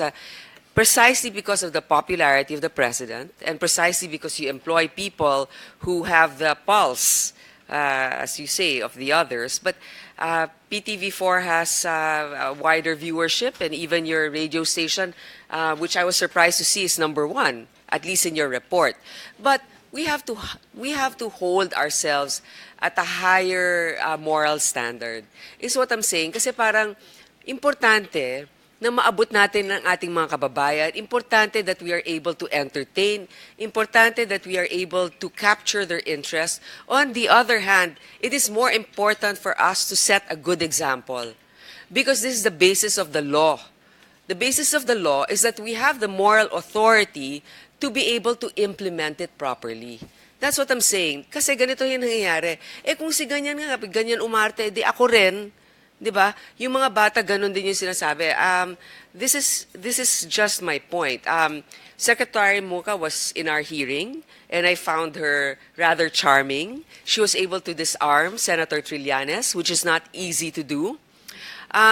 So she has the capability. I have, in your group, I respect, well, okay, maybe it's a strong word, but in a way, I am amazed at the capabilities of some with their research capability. Again, on the other hand, when you look at it, to be able to suit a particular truth. Di ba? Maraming magagaling sa grupo ninyo. Miss Badoy is one of them. Attorney Angeles is very good. Sass is very good. I mean, in terms of being able to push their goal, okay, whether it's propaganda or not. Thinking Pinoy, Franco Mabanta, maraming magaling. On the other hand, sa kabila, marami din magaling. Hover Lario, na matapang na nagpakita dito. That's why it's my job in public information to be able to balance this out. Maria Ressa has been the pioneer of this, social media. I remember, 2013, hindi pa yan masyadong sikat ang social media. Siya na nagsasabi, this is the next battleground. Even before we were able to see it. That's why we are now at this cusp, okay? We have tremendous power in our hands to be able to spread not just the good news, but the truth. And Secretary Andanar, you hold a very important position. That's why I'm glad you're present here. Kasi dati, yung mga nasa subordinates mo lang yan nandito. Ngayon, nadidinig ko mismo sa inyo ang inyong polisiya. At importante yan kasi alam nyo naman, I strive to be fair also in our hearings. I'll acknowledge if there's something that you do good, but it's my responsibility and my mandate to be able to be accountable to the people. Now, why are we here today? We are here today because of a post of a certain Kokoy Dayaw. Okay, that's the truth about the senators that filed the resolution and what he called each and one of them. I think if I will go back to the story here, and okay, one of the things that were mentioned, I think, okay, hindi ko na matandaan kung ano pero oo, I think that, teka muna, ito, Senator Pacquiao was a motion kasi here, but ang mga sinabi tungkol dito, and Pinoy Ako blog actually reposted here. Kunyari, kay Senator Soto, tanungin mo si Pepsi Paloma, yung kay Senator Villar, basta kung ano-ano yung mga sinabi. na even Senator Bam was also really affected. Okay? Parang masyado naman yatang below the belt na rin yung mga ano. Yun ay pinost nitong si Kokoy Daya. That's why we called for this hearing. On the other hand, there are also many other issues. And he's not here today. As I said nga, you can dish it out but you can't take it. A lot of us are so easy to criticize, but when it comes for us to be able to face the public, natatakot tayong lumabas. Di ba dapat kung matapang kang mamintas, magpakita ka rin and be accountable. They're not here now. Facebook also, we've been inviting them. Because of some management changes, they're not able to be here. But it would really serve the public. As Ms. Reza pointed out, the number one Facebook users are Filipinos. Where the traffic of Facebook here, pinagkakitaan yan. Pinag-usapan. Halimbawa, kinancel yung merong liability yung Rappler. I will not argue with the case of the SEC. Even Oscar Franklin Tan came out with his opinion that they are indeed liable. And we're not above the law. We have to comply with all. On the other hand, if we are to be truthful, HBO, CNN, they can show their content here. They're not exactly incorporated in the Philippines. They're not owned by Filipino shareholders. So there are a lot of things that are going on that in media can be a little bit untenable. That's why we should be able to control also what the public, not control, but to be able to present the truth to the public. So I hope Facebook will come here, and I think that Senator Pacquiao has a motion for two. Madam Chair, I've been waiting for especially Dayaw to come here and to attend the hearing since the first hearing. So I think, Madam Chair, I move to issue a subpoena to Dayaw and a representative of Facebook and Google. So moved. We will issue the subpoena from the Senate. I wanted to conclude this hearing today because it's quite good, but I think that there's a lot that we can discuss here. I think Ms. Badoy raised her hand first. So, Madam Chair, could you be very clear about something? That the viciousness is not the sole property of Pro Dutertes, because I've been on the receiving end as well, and so have my friends. I'd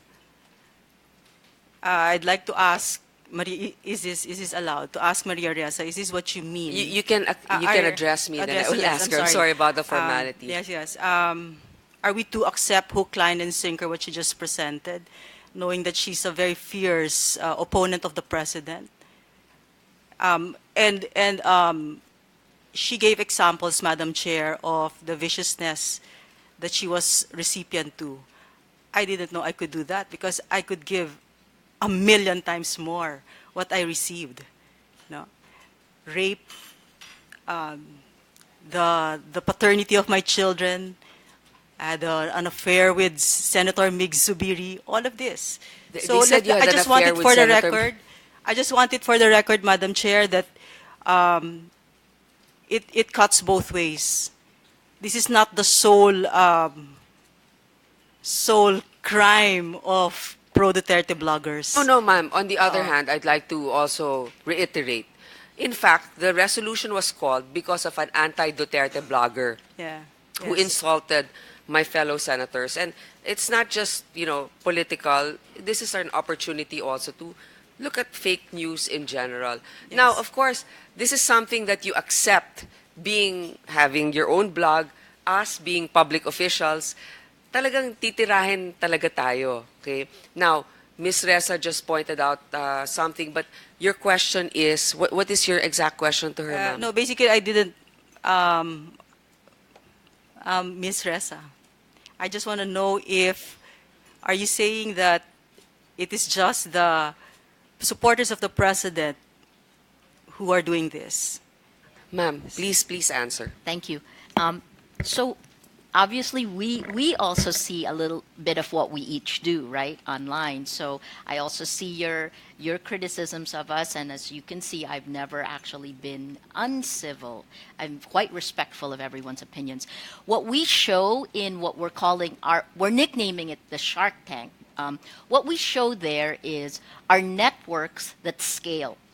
So it's kind of like what's happening in our political landscape now, in the sense that, I'm sorry if there's any opposition, but there's essentially no opposition right now.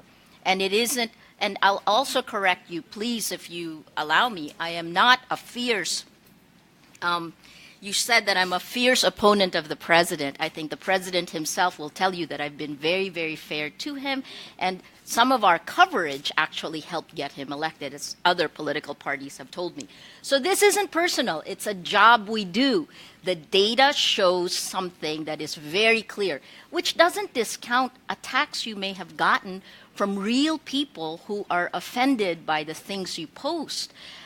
Those things happen. But what we've done is actually pull the network, actually show you and map for you networks that scale. And you're talking, again, part of it is because it's much more systematic, it's consistent in approach, and it built off of the social media campaign team, and it was weaponized in July. And really, I think the one thing Madam I Chair, didn't mention... Madam Chair, I'm sorry for Yes, ma'am. interrupting. Sir. Yes, go ahead, Can you Senator. address to the chair, not personally? Sure. To... Sorry about that. Yeah. So anyway, I think I've said it. I think our main point, though, is that what is the end goal of the hate? And that's the part I may have glossed over. The end goal is to silence dissent. And again, this is not unique to the Philippines. What we saw online on social media from about August 2016 to about August 2017, and again, the data is there for anyone to get, is a chilling effect, what Professor David would call a spiral of silence.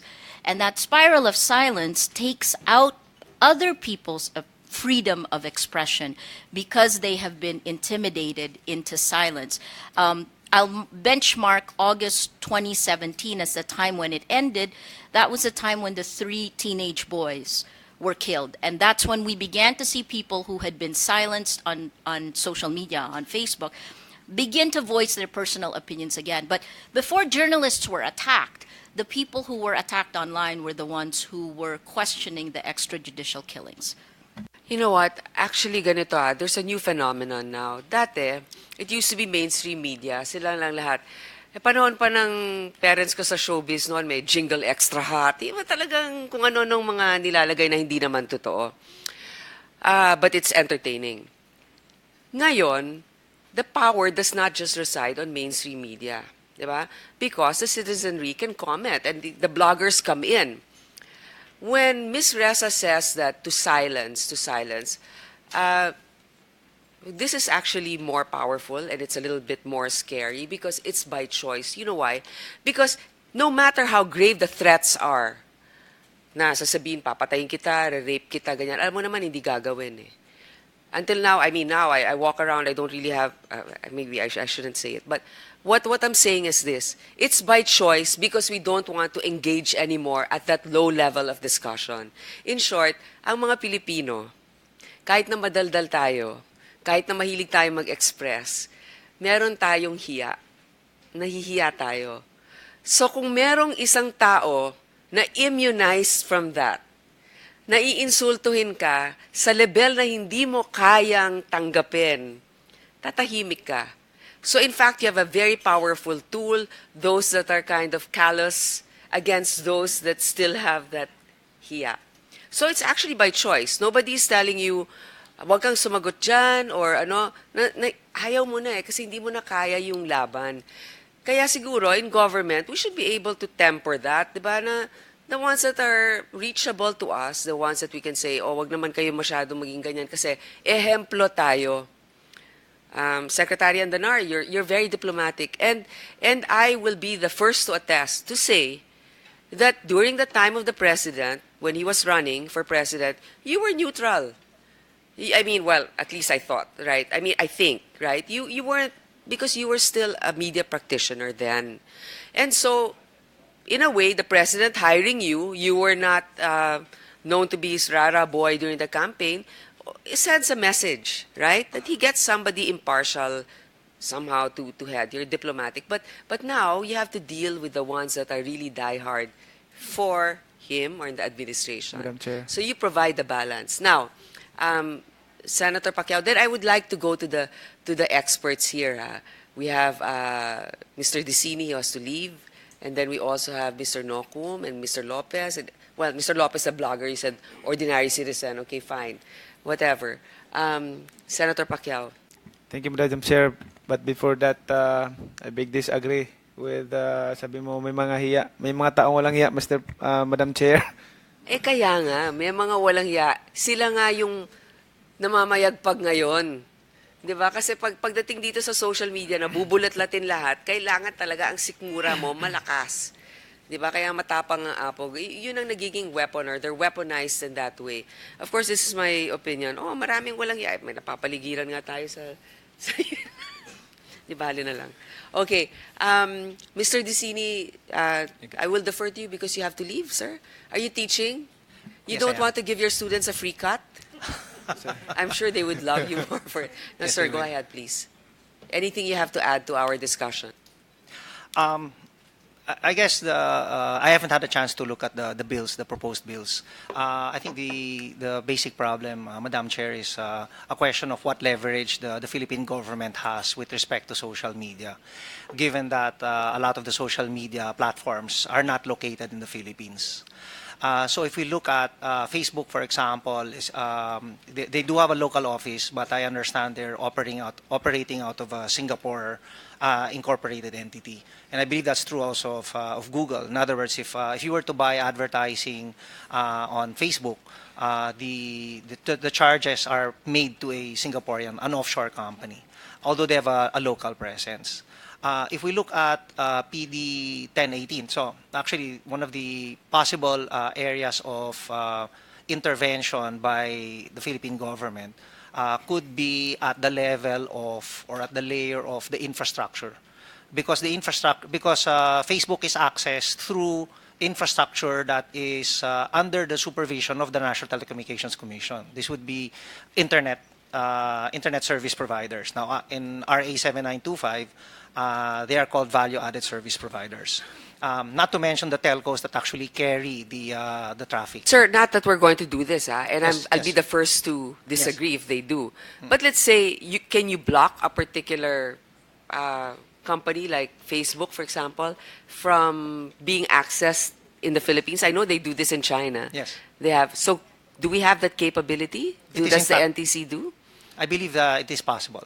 If the telcos block the IPs associated with Facebook, they could technically block Facebook from accessing the Philippines. The Great Wall of China has demonstrated that that's possible for a state to undertake.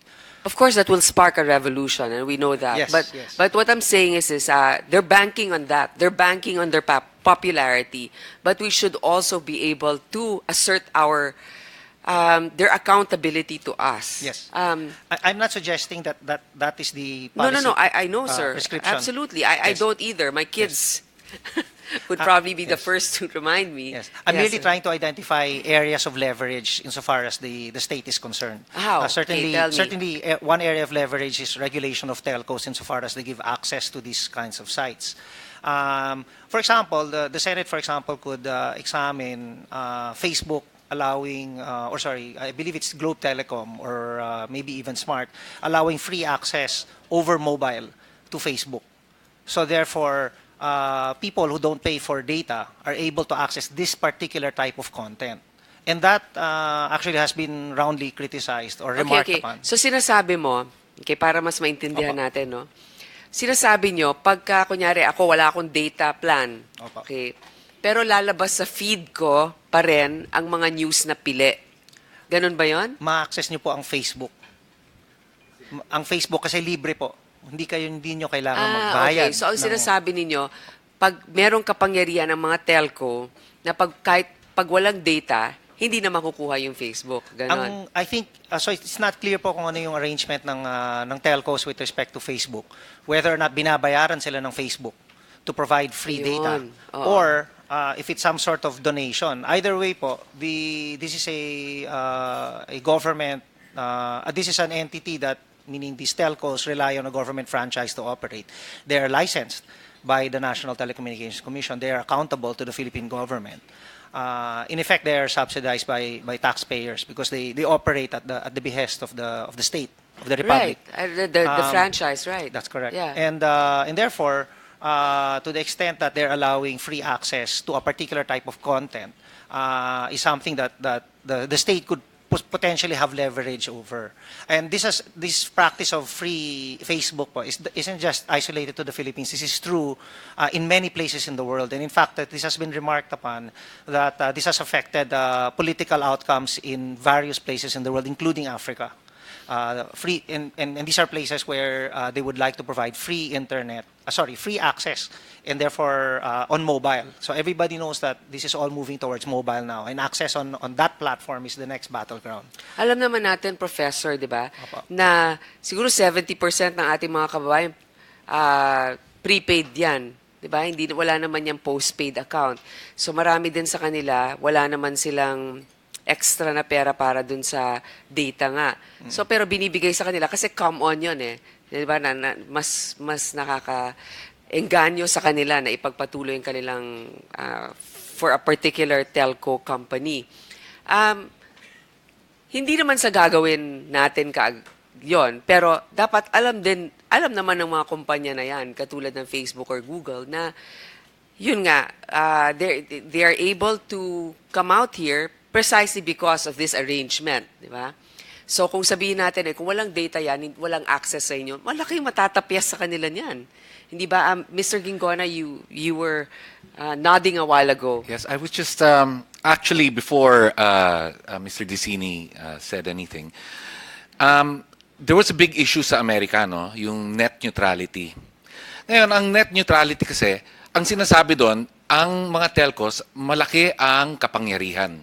Kung ayaw nilang magkalibre kang Viber or FaceTime or ano, pwede nilang ipihit yung spigot. On the other hand, in order to have a cam on, they can give you freebies, free Facebook, free. So, if we're thinking about the reason why Facebook is so powerful is because it is given inordinate exposure. In other words, now people like the newspapers depend on Facebook to bring out their content, which is really very strange because ngayon hindi na sila bibisitahin lang ang inquirer.net kapag nandun na sa Facebook ang nangyayari. So, it's being given an inordinate amount of power. Ika nga, with great power lies great irresponsibility ang nangyayari. So, irresponsible instead of responsibility. So, if we are thinking of legislation, perhaps it's important to invite the telcos here dahil sila nga ang may kapangyarihan doon sa pagpihit ng spigot of information. That is actually, I was about to go into that.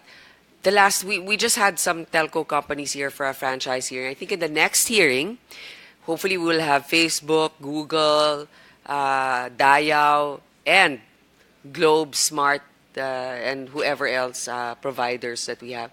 I think we should also put this in their franchise agreement with the government, di ba? Parang accountability on that. Senator Pacquiao, were you gonna add something before I ask Mr. Nokum? Meron po kayo o patanungin ko muna siya? Okay. Mr. Nokum, you're a PR guy. Okay? Yes, and I think am I correct, sir? Public relations, yes. Sir, explain to me your thoughts on our proceedings now and maybe some interesting facts that we may not know about, sir. So, ganito po yun, Ms. Senator. I'm parang hybrid po ako dito because I've been 20 years sa local and national media, and my firm also pioneered, one of the naging pioneers ng social media operations, especially during the campaigns. Social media operations po kayo. Anong Yes. campaign po? From 2013 to, yes. 2016. Yeah. So from, what, from you were with a 2010 po, particular 2010. camp?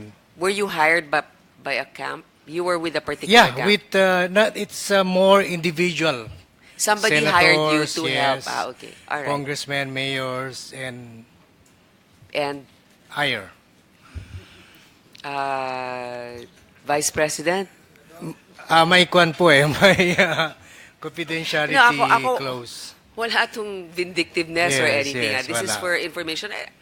Sir, alam naman natin yung nangyari. Yun nga yung problema namin. Hindi kami nakinig kay Maria Ressa nung umpisa na yung battleground talaga sa na cyber. But, Yes okay, po. sir. So go Pero ahead. Okay, I'll start explain. muna dito sa kwan. So, we have seen yung evolution ng social media sa Pilipinas. Kasi before, yung nga, like you said, parang Diyos kami sa kwan. I was with the Inquirer.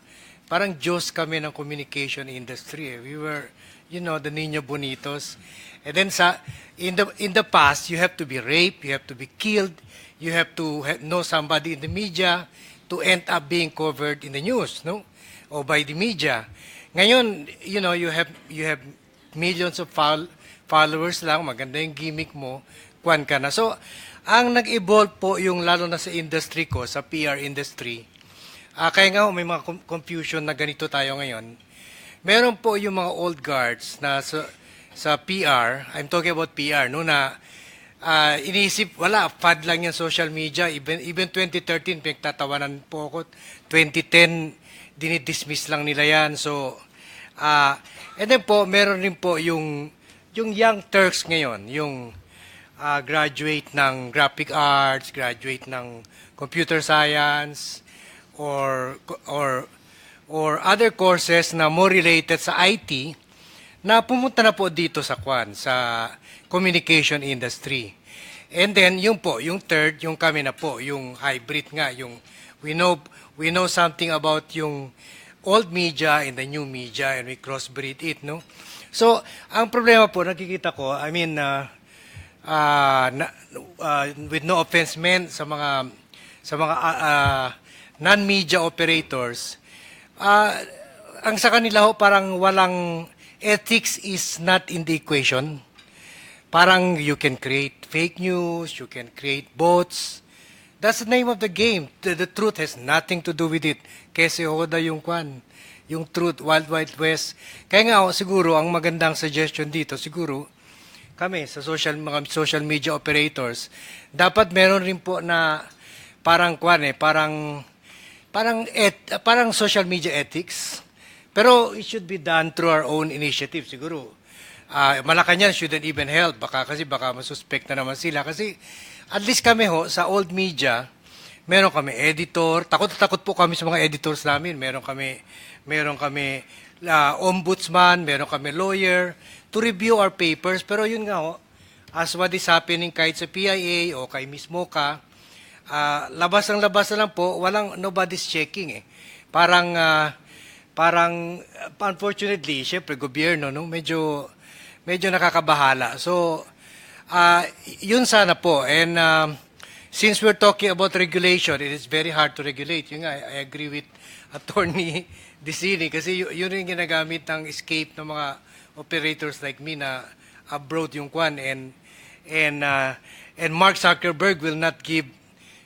Kami po pinaimbestigahan na kami ng DOJ, NBI, pero they came up with nothing dahil marunong rin po kami. So, yun nga, sa abroad yung mga sites. Sir, excuse me po. You called yourself also an operator, no? You just Yes po. mentioned it Yeah, now.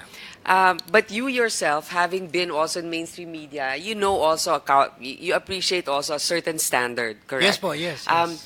You mentioned that you work for certain senators and other public Yes. candidates. Yes. So you worked for Mar Rojas in the last campaign, correct? Or not him, but somebody who supported him. I can't comment on that po. Okay, so that's a yes.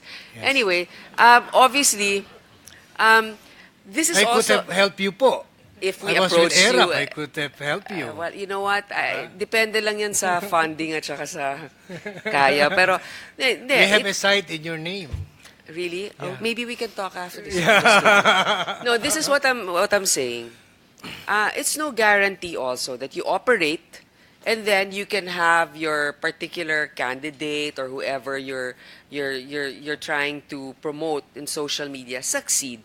There's still that element of what people really like. Kaya nga ito yung sinasabi ko maraming nagagalit dun sa let's say pro-administration. But the truth is, sa ngayon, marami talagang organic pa rin na supporters, di ba? Hindi mo naman pwedeng sabihin na nanalo ang isang kandidato dahil lamang ang galing ng social media strategy nila. Hindi yun. Meron talagang nakabaon sa lupa na mga ugat na talagang sentimiento na paniniwala. On the other hand, pwede rin itong maabuso, di ba? So, ngayon, namamayagpag yung isang grupo, hindi naman din yata tama din na kalimutan na lang natin yung mga boses na medyo mas mahina ng konti. Kailangan bigyan din natin ng ano. So, siguro, pupunta ako kay, sir, may dadagdag pa po kayo. Ngayon po, ang lumalabas parang Wild Wild West na and it will become wilder this 2019 election. Nakikita ko po, nagiging multi-billion industry na yung social media. Ang e-commerce industry is estimated to be $1 billion.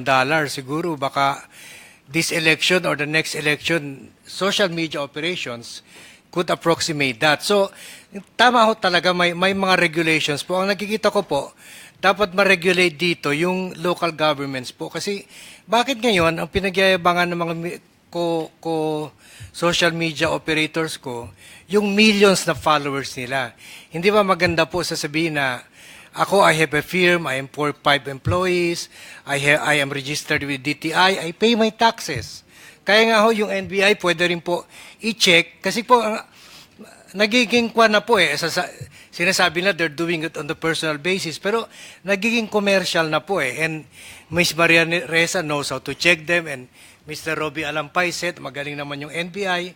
Why doesn't the NBI check na yung mga ginagawa na po talaga negosyo? Kasi like you said, somebody can get Ms. Mocha to operate this election or anybody pero hindi nga po registered. Sinasabi nyo dapat The local isiwalat. governments, Hindi, yes. isiwalat din nila kung sino yung mga sponsors nila o kung sino yung kumukuha sa kanila na ng impormasyon. Or siguro po, ganun. appeal rin sa medyo... Bakit local government? Kasi po, at least ma-register naman sila. Pwede rin sa national government. Sa DTI. Dapat okay. registered na po sila. Pagkatapos, syempre may writer sila, may editor sila, may kwan. Okay. So may system na po, hindi tulad ngayon. They Oo. operate as campaign operators or social media operators, pero parang guerrilla type Kaya wala tayong control. Tama. Senator Pacquiao has something to add. Sorry for this. We know that in our constitution there's a freedom of expression. But because of this freedom of expression, naabuso na kasi. So do you think that the media in our country, we need to control it? I think that's the problem kasi ang technology natin ngayon talagang iba na way back, no? 20 years ago.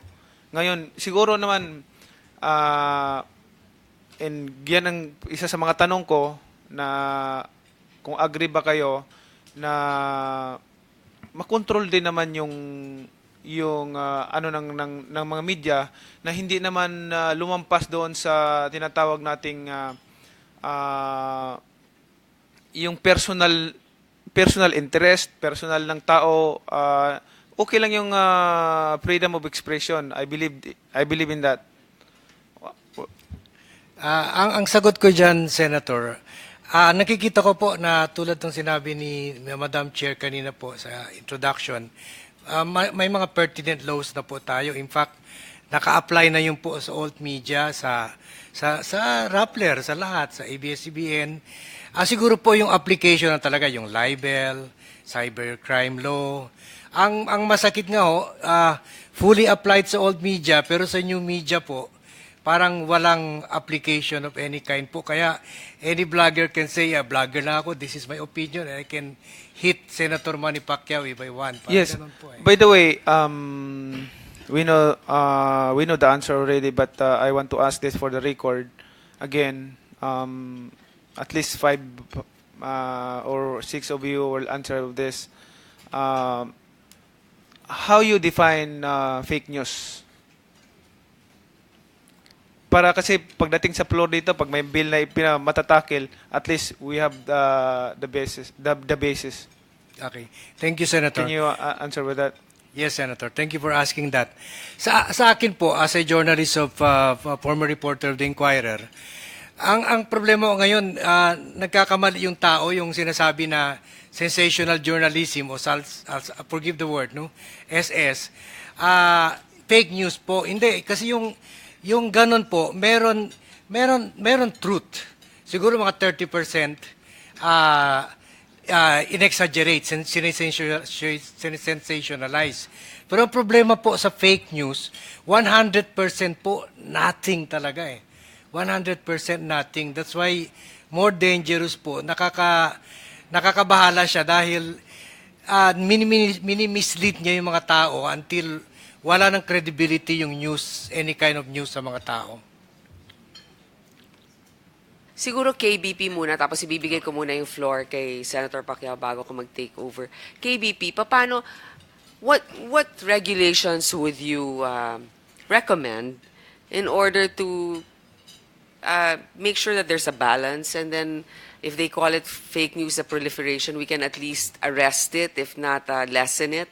Sir, how do you do it in KBP? Kasi importante yung inyong samahan. Salamat, Madam Senator Pacquiao. Sa KBP po, meron kaming Code of Ethics.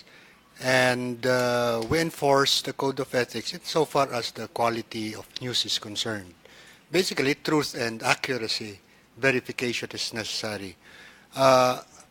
So, meron kaming Code of Ethics. We also adopt by reference the laws of the land.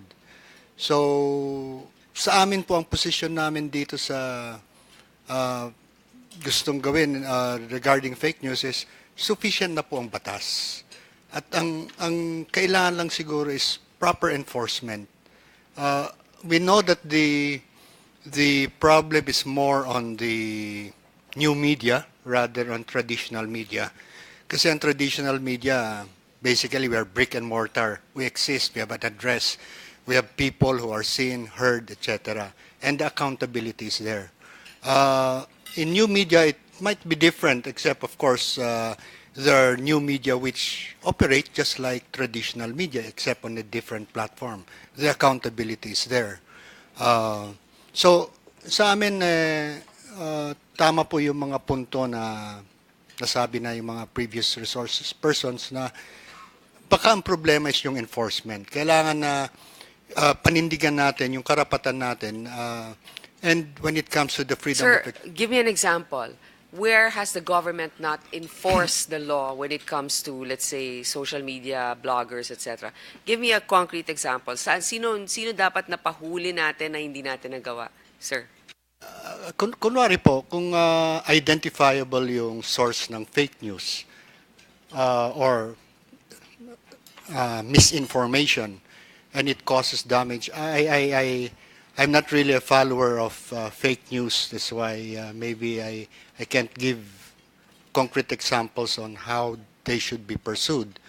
But ang punto lang po is kung meron nasaktan sa for example, VP Lenny, yung mga attack against her, she could take a strong position and sue the persons attacking her reputation.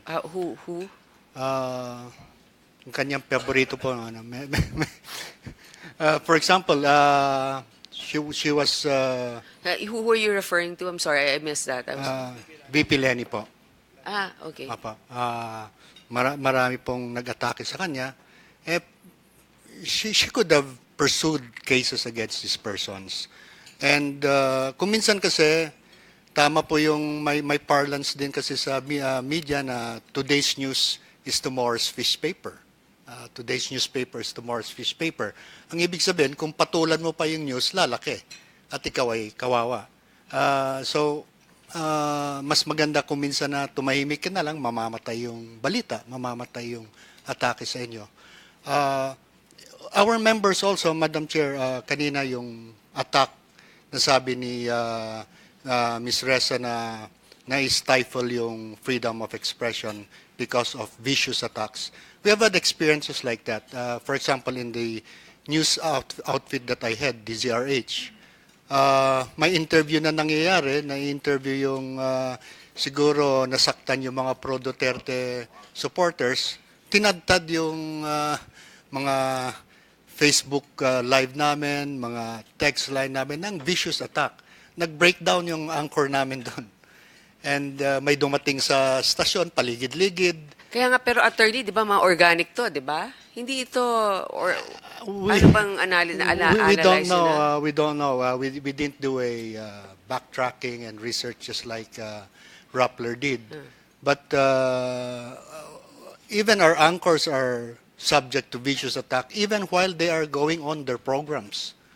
Kasi open yung lines namin, open ang text line, open ang Facebook Live. Lahat ng platform nandun, so doon ang bakbakan. And kung minsan, kung mahina yung bituka mo, bibigay ka na lang, medyo after the program, mag-breakdown ka na lang. Ganun yung nangyayari. But the platform allows, tama po yung term, exponential kasi ang new media. Hindi kagaya ng dati kung linear ang balita. So it goes only from the station to the listener or to the viewer. Dito, na-share, na-re-repost, etc. So exponential, and each person has a community. Ang tawag nga ng mga iba, influencers. They have their own community from which pag natanggap nila, ikakalat nila, yung nakatanggap na ikakalat ulit. It's different. Multiplier effect nga eh. Pero yes. alam mo, may multiplier effect rin sa radyo kasi actually, kunyari, makikinig tayo ng radyo, di ba? Pero hindi lang nga nakalathala, walang pruweba, more like word of mouth, di ba? Uy, narinig mo ba yung sinabi ni Ted Filon or ni Cesar Chavez o kung sino, di ba? Parang yun yung kwento, pero yung ngayon, yun nga, nakapost na. I think Senator Pacquiao would like to... Sir, would you like to close before we May I add your move on? your honors. By the way, traditional media has adopted new media also. It has become an inherent part of survival. So news outfits like, in the case of DCRH, has its own social media platforms. It has its own website, etc. But what's that doing, sir? Is it better than your radio? Well, it exponentially grows your audience. But perhaps there's a difference that because since our roots are in traditional media, the code of ethics that we impose on our new media platform are the same. There you go. For example, we have a new media policy which reflects, for example, may tanong kanina na yung personal Facebook page ba pinipigilan nyo? Sa amin, ang policy namin is since you are a part of traditional media where credibility is very important, your Facebook and personal accounts should also reflect that credibility. Otherwise, babagsak yung stasyon. So maybe that's where the difference lies. If we come from traditional media and we adopt new media, generally the culture, the ethics are the same even in those platforms. And this is where the crux of the matter is, for example, sir, because in traditional media, it's easy to pinpoint a particular group because, let's say, you're publicly listed or you have investors, etc. But with this new media, as Mr. Noco mentioned, Wild Wild West, kanya-kanya. Mr. Lopez is his own entity, Ms. Hover is her own entity, etc. So how do they impose on themselves those ethical standards? Before we delve into that, I would like to give the floor, and I would like to thank Senator Pacquiao for his patience. He was here actually ahead of Senator Bam, but he gave way. So, sir, I will give you the floor now to Thank ask you. all your questions. Don't worry, I will not leave. I will not leave you. Oh, so I have the ultimate bodyguard, world champion. Alam ko yun eh. Pare, okay. My question is, do you agree na lahat ng mga vloggers kailangan kumuha ng permit o license para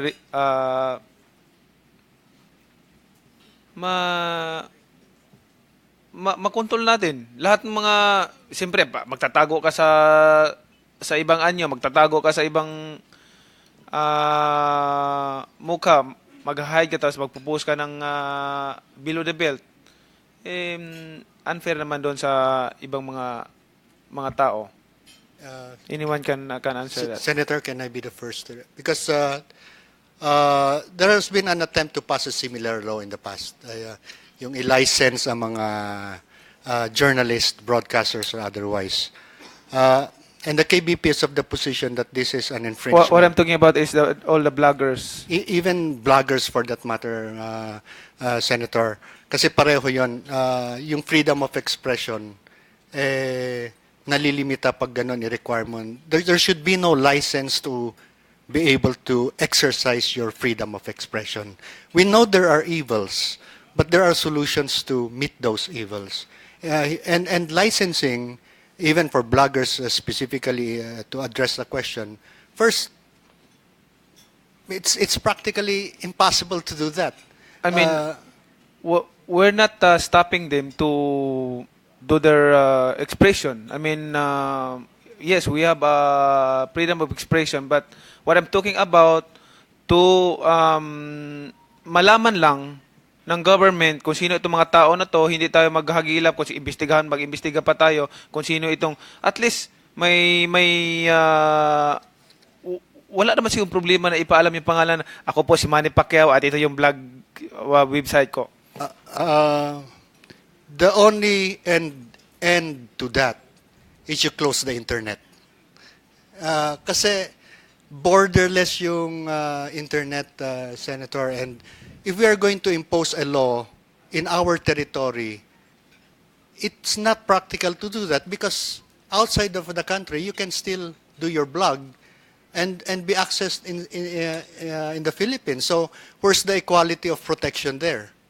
So maraming issue po yun eh. At it's practically asking for the impossible if you want to control bloggers or those who make use of the internet.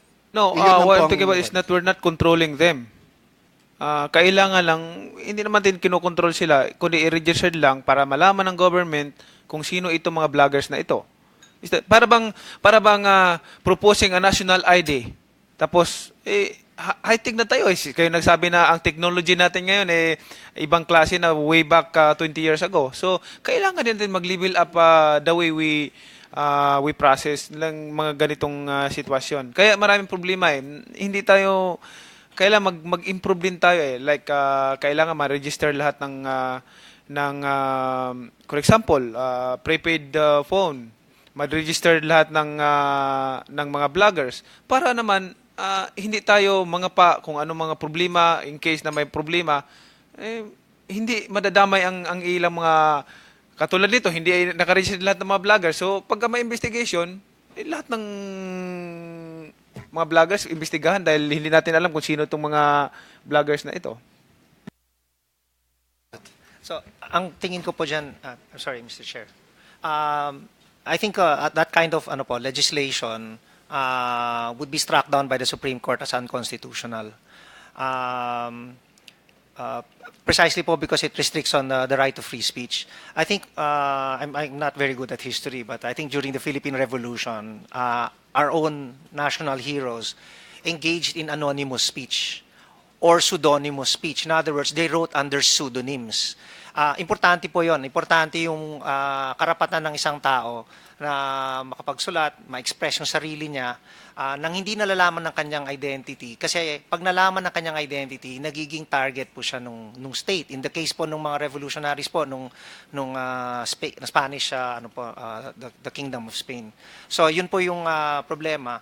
pag finorce po natin ang mga bloggers na i-identify ang sarili nila, then ang mangyayari po, ma-restrict yung ability nila to express themselves. In fact, Ms. Jover Laurio is a perfect example. Yes, I understand what you're talking about. But because on that martial law issue, on Marcos time, that's based on 1935 Constitution. But we are now in 1987 Constitution, which is there's a freedom of expression. And what I'm talking about here, what I want here is to have accountability. Accountability, each and every one of us. Wala namang problema siguro ma-register. Bakit tayo mahiya sa pangalan natin? Mahiya ka ba? Mahiya ka ba sa pangalan mo? Mahiya ka ba sa... Hindi man siguro tayo mahiya sa pangalan natin. Ang mga vlogger po kasi, there are different, ibang klase sila na, I think the bloggers will agree with me, na ang vlogger po, na nagkakaroon siya ng following precisely because identified siya. Madalang po yung vlogger na nagtatago. At second po, binibuild up po niya yung reputation niya. So, ang vlogger po, hindi ho sila yung problema natin ngayon kasi ang mga vlogger, like, in fact, madalang po ang vlogger na anonymous kasi pag anonymous ka na vlogger, kung tutusin po, mahirap mag-build ng reputation kasi hindi mo nalalaman kung saan galing, saan anong affiliation ng tao. So actually, medyo phenomenon yung nangyari sa Pinoy Ako Vlog na despite na anonymous siya, nagkaroon siya ng following. Ang isang tao po na nagtatago, mahirap pong mag-build up ng following as a vlogger. So ang vlogger po talaga, necessarily po na-identify niya yung sarili niya.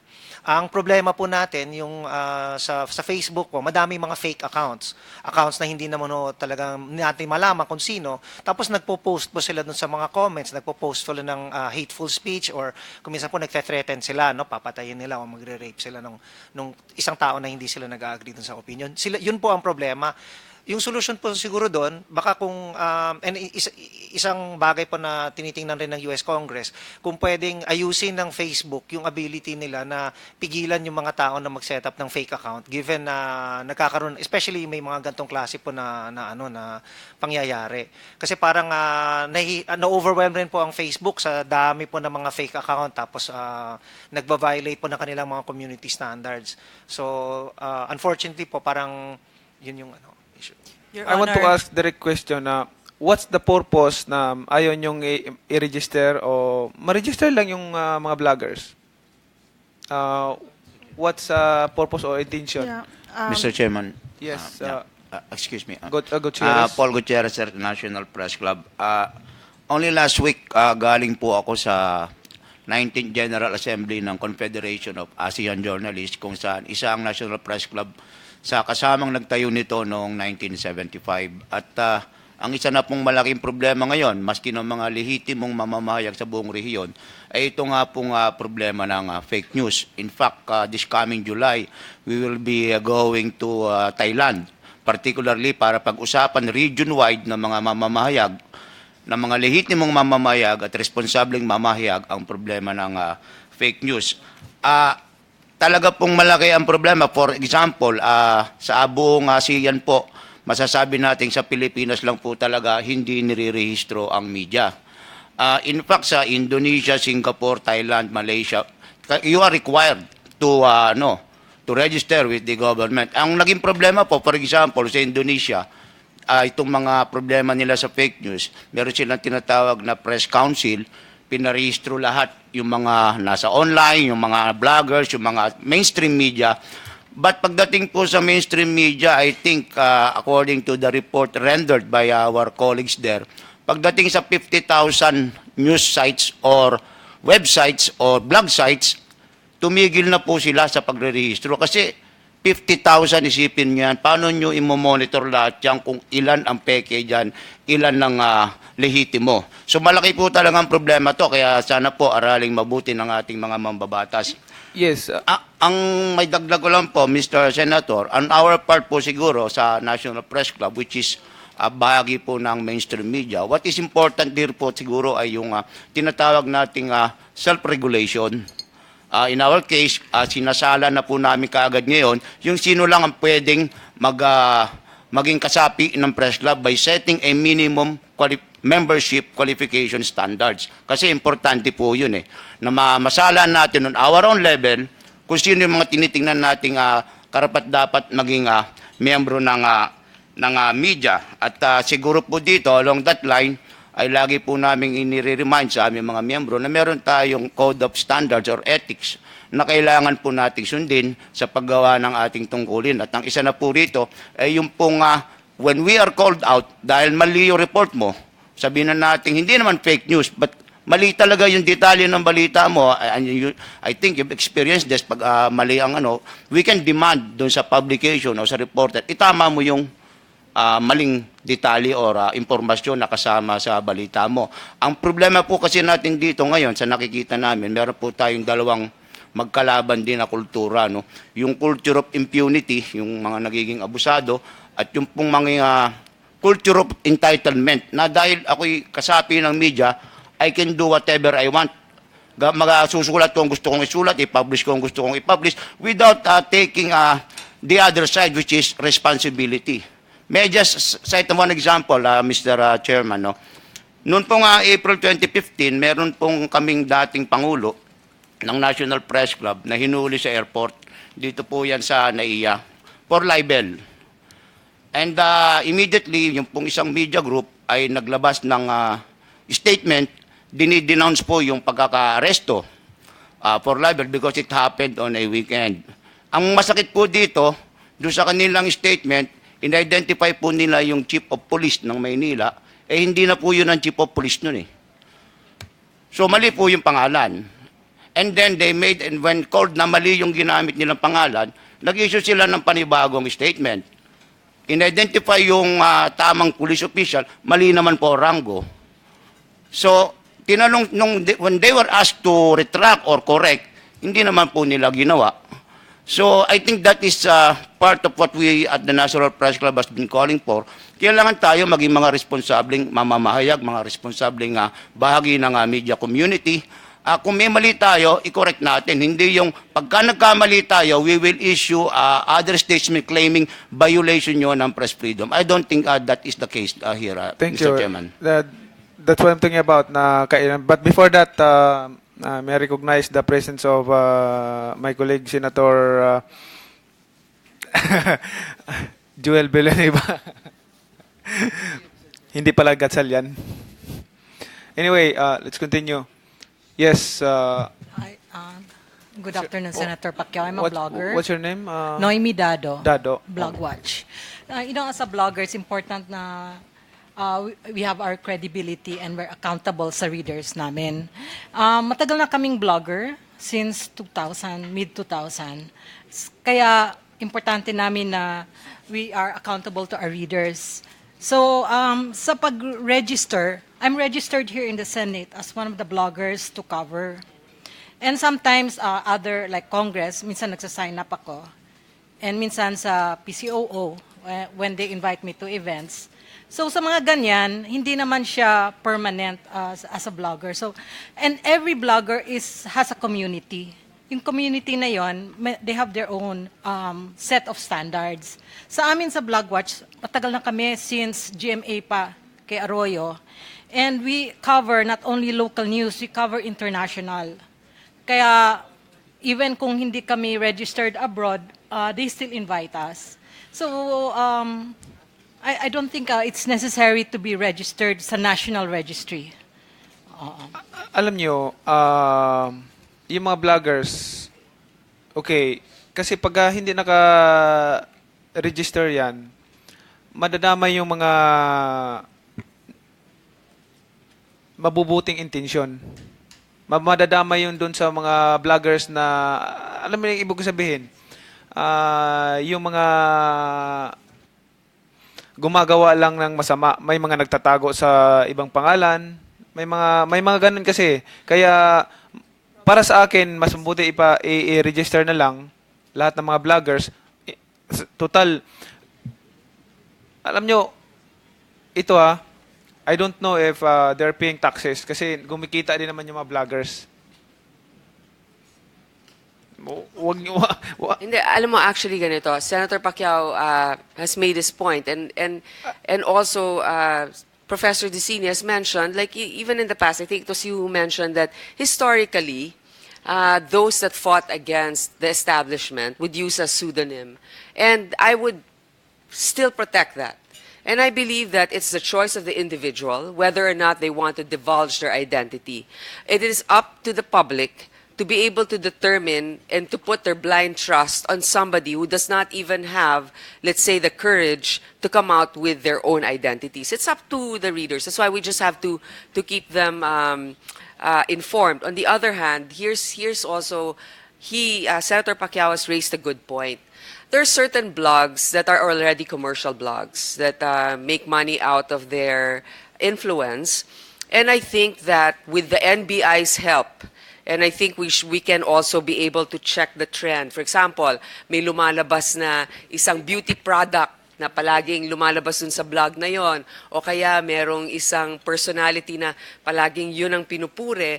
I think naman it goes against already the impartiality of that blogger, and perhaps that blogger is already making a business out of his blog, his or her blog. I think that that person already will have a responsibility to the state to be able to pay the right taxes. Kasi marami dyan, para nagiging, hindi natin matuon na libo-libo ang tinatanggap pero hindi naman nagfa-file ng tax. Hihingi natin ngayon ng tulong ng NBI. You should be able to be circumspect. You should be proactive in saying, this blog, hindi natin alam kung sino ito, pero ito yung IP address, pero mukhang marami na nag-advertise sa site na to. Imposible na hindi ito kumikita. Doon, dapat sila maging responsable. Talagang kumikita. So, I think, thank you, Madam Chair. Okay. Importante talaga ma-register, Madam Chair, yung mga vloggers natin. Kasi, unang-una, kumikita sila. May kakilala akong vloggers. Sino? Hindi. May kakilala ko, Madam Chair, na vlogger.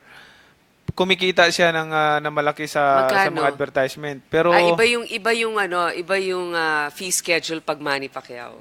Iba naman pag kumikita ng advertisement. Pero Joel what I'm thinking about, if our intention is tama, hindi tayo matatakot na i-resell. Dahil kayo na nga nagsabi na high-tech na yung technology natin ngayon, dapat we improve also. Kailangan kasi parang mabibihay naman ang government dyan pagdating sa mga ganyan. Halimbawa, kumikita ang tao na dapat may taxes tayong babayaran. Hindi na nakulikta ng gobyerno dahil hindi nga naka-register. For example,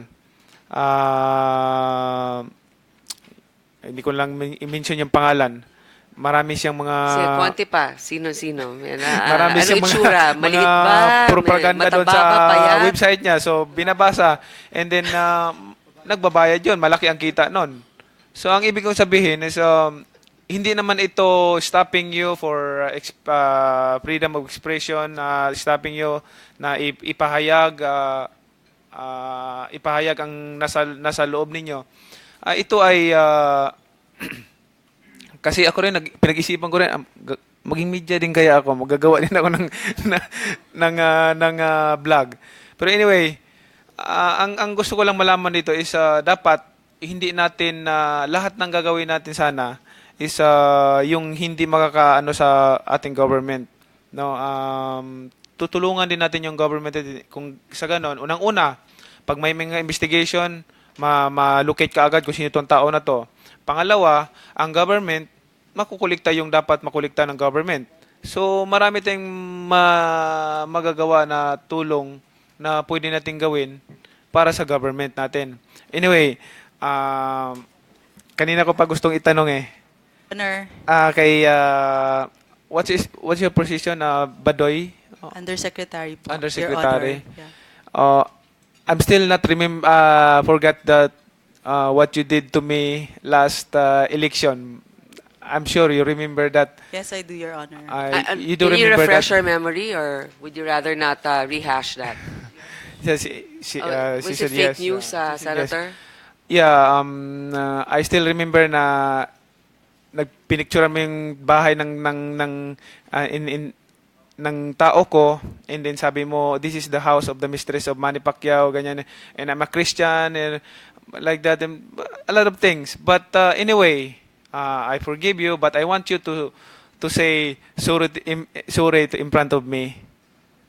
Sir, Your Honor, may I please give the context to all of this? Yes, It was in reaction, Your Honor, to what you said, which was very hurting. As I am not lesbian, gay, No, bisexual. no. It I'm was not. because of your We're not. reaction. I'm not talking LGBT here or anything. Your personal comment and you post it, ganyan. Ito ba ang Christian? Ito ba ang ano? Kasi ito yung house ng mistress niya. Pinicturan ko may campaign car pa. Ito yung. Pero hindi nga ako nakapunta pa doon eh. Hindi pa ako nakapunta doon at bahay yun ng tao ko. So, Ms. Badoy, sabi totoo, ho nung alam na magtataho- ba ninyo ngayon, klaro na hindi yun bahay ng kanyang mistress? Ma'am, Oo, but may I please be allowed to give dahil the wala context? naman daw siyang mistress Ito yung daw. ito yung Ma'am. gusto ko lang basahin yung sinabi mo. Guess what I saw when I went on a run this morning in my village. Manny Pacquiao's campaign car in front of his mistress' house. Your Honor, may I please explain myself before I give you an apology? Go ahead. Before I give you my Go ahead. proper apology, Your Honor. What you said about the LGBT community was very hurting to me. It really, really hurts me because a lot of people who are very close to my heart belong to that community. And when you call them masahol pa sa hayop, that really, really hurts. You know, I will tell you this, Badoy. I will tell you this. I have pamangkin. Bakla. I have tiyo, bakla. Marami akong pamangkin na bakla. Marami akong mga trabahante na bakla. Ang dami kong mga trabahante na bakla. May trabahante ako na tumboy. Kung pupuntahan mo lang sa Jensan, ang dami kong mga bakla. Lagi kami naglalaro ng volleyball. Naglalaro ako ng volleyball. Lagi ko silang kasama, lagi ko silang kalaro. Yan yung totoo, naintindihan nila yung sinabi kasi yung vlog na yung pag-edit na yon nang nilabas yon, hindi pinalabas yung totoong explanation ko. Pinuto lang yung sinabi ko.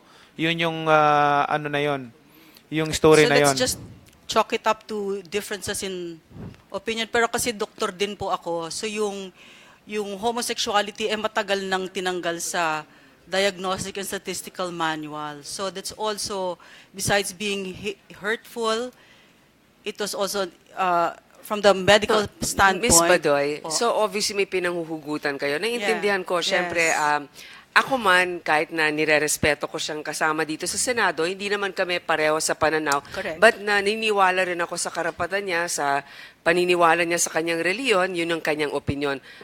Pero siguro balikan natin yung hinanaing din ng ating kasama dito. So, alam ninyo ngayon, hindi totoo pala yung nasulat niyo. Can I continue po? Yes, go ahead. It's in line with what you were saying, Mr. Senator, about yung pag-anonymous yung blog, di ba? Kahit na ano pwede mong sabihin.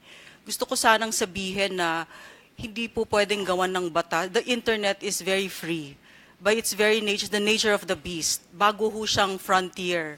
Yes, so parang ang hindi niyo po pwedeng gawan ng batas yung kindness, yung compassion, yung decency, yung courage. So parang yung natutunan ko po in all these years sa blogging and being online is napakalaking bagay na maging compassionate ka at maging fair ka. Kaya which is why I think I owe you an apology because I did hurt you.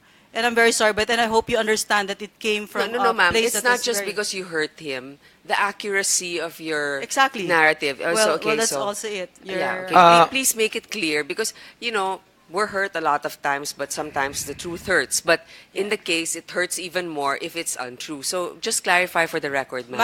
Madam Chair, I've been on the receiving end of a lot of lies and inaccuracies. So I do know finally how it feels like. Oh, how did you come up? Maybe we'll just do it this way. There's no refuting, ma'am. You're following your intelligence and being able to write these narratives. But can you tell me how were you able to come up with that assumption that that particular structure belongs to the mistress of? Because it's a village where the So, magtataho and so that are was my- your source. and the guards and that sort of thing. But now you know it's not true. So Yeah, which is okay. why I've apologized to the good senator. Okay. I, Will you having been accept- on the receiving end of it, of a lot of lies as well, by anonymous blogs, I do know how it feels now. And I guess this is what this whole internet thing is asking from all of us, to be a bit more compassionate and decent. I was going to, Attorney JJ is not here anymore, but he was saying he was the nobility of anonymous blogs by history. But right now, what we see are anonymous blogs with a hidden agenda. So you know, there's that as well. I'm So- sorry, did I make my apology Yeah. as clear as I can, Mr. Senator? So you know, Miss Badoy, isa ka rin na that's a fake news. What you did is a fake news. Kasi pinost mo sa ano mo sa account mo, and then gito, this is the tas marami pa yung nakalagay doon, and then it's hurt, but Did you correct it, ma'am? Sorry, Senator Pacquiao. Were you able to correct it in your blog? That no, it's not accurate. You No, haven't. I never did. Okay. Well, anyway, so let this. Hopefully, you can do it, but maybe That was, that's I think, old 3 news. years ago. ano, excuse me? That That's was 2 years or 3 years ago. 2 years ago, during election. During election. Sir, Mr. Senator, I think there is a lesson here po, that we live in a world that's getting closer to each other, and that if you say something that's hurtful, that hurt will be, there is a chance that that hurt will be brought back to your home, to your doorstep. So there's that. That when we What's hurt? What hurt? Do you understand the do you know the real message, the exact message that I'm talking about in that news? Hindi mo kasi kasi yun lang nakikita mo eh. No, sir. I listened to the whole tape. I listened to. I'm not Christian, by the way, so we do Madam not Chair, share the if I same may, I'm beliefs. sorry, no? Madam Chair. Is the distinguished undersecretary justifying what she did after she apologized? I'm just confused, Madam Chair. Is she justifying what she did? If that's the case, then I don't think it's an apology. No. I see some remorse. I mean, I'm a woman. I see that you know you've made a mistake. On the other hand, I think that it's important also to be very clear that it's a mistake. If there's been an apology, maybe that's the best way you can express it. It's not justified. I mean, all the other conditions, for example, the magtataho or whoever else, I think that, I guess we go back, since you're already quite prominent, you already have a following, you're out in the open, it's not a bad thing to be able to follow on your own an ethical standard, especially Secretary, you're now under Secretary Andanar. So, yeah, you're right. It's a lesson learned, moving forward. We do not condone such a thing, and certainly I think that we don't want to use the Senate as a forum for our own vendetta. In fact, but it is just an example that we know. That's why I gave the floor to Senator Thank you, Pacquiao. Madam Chair. In fact, I want to file a case on that issue, but as a Christian, being a Christian is not. We have the authority, which is the government. Even if I forgive you, but there's a authority, which means the government. Na lahat ng tao, lahat tayo ay kailangan sumunod at sumunod sa batas. Anybody or somebody will disobey the government, the authority, kailangan maparusahan. Pero alam niyo, hindi na ako nag-action because somebody talk to me ganyan, talk to me somebody somebody talk to me about you. So hindi ko na pinag-isipan kung mabuti, and then now na nakaharap na kita, gusto kong marinig sa bibig mo na sabihin mo sa akin, at saka ma-feel ko yan kung if you really sincere to your apology. Are you sincere to your apology? Your Honor, when I hurt people's feelings, I am very sincere. about my apology. Thank you. I accept that. Being a Christian, we practice being a Christian because that's a world. But let's continue to question. May I say something, na-post though? tayo dyan, nahinto Okay, tayo then dyan. I would like to go to Mr. Paulo Romero, who is actually a dual role now. He has to cover also this. I would like to hear his inputs before he has to leave at 1. Okay, please, ma'am, quickly. As I was saying earlier, this is a world that's getting closer. We're getting closer to each other. And I only say this not as a way of excusing myself. The apology was very real. But this is one of those things that I've thought of, having been on both ends, that we do affect each other very much. So when you put hate out there, you will expect at least you'd better be ready for that hate to come back. So I've been trying my best, as honest as I can tell you, to take that hate out of my posts. I stick to the issues, and that's it. Thank you. That's very reassuring. And especially that you are under the PCOO and you have a following. You can start this trend. I mean, it just takes somebody who would come up with this idea, then everybody will think, oh, maybe that's a fad now. It starts out as a fad and later on it becomes a habit.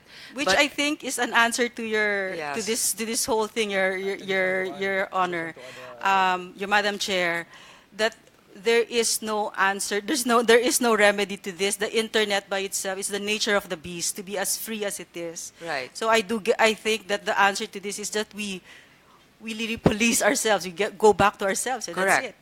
I believe that. That's the I've best that I always can come up with, advocated because that. I've thought about this whole thing. I advocated that even when I was MTRCB chair, that we need self-regulation because we cannot possibly put a government agent in every household to monitor what children are watching. So we just have to remind, self-regulate, parents, check what your kids are reading. Bloggers, I appeal to your moral standard to be able to police yourself. But are you related to Gang Badoy also? Okay, another very talented researcher and writer who's also been harassed, whose Facebook page has been shut. Anyway, to give way to one... May I just raise one point, Madam Chair? First of all, I'd like to say this. We appreciate your statements, Yusek, because it's about time that when we see that there's something wrong,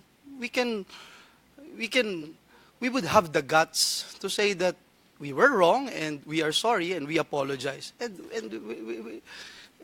we are Christians and we know how to forgive. We know how to forget. And just to put also on record that we are also living perhaps in a more transparent world wherein we're being bashed every single day. We are used to being the punching bag of a lot of bloggers every single day. And it's up to us whether or not we'll be affected or... But the good thing about what you did today is that we know that some bloggers are actually accountable for their work. Unfortunately, the gray area comes in when we say we can do and say anything we want because there's no law that prohibits us from doing it. We are accountable only to our followers.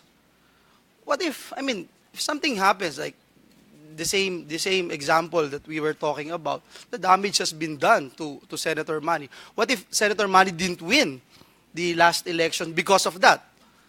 There are so many countries right now na na-elect yung mga leaders nila because of false news, fake news.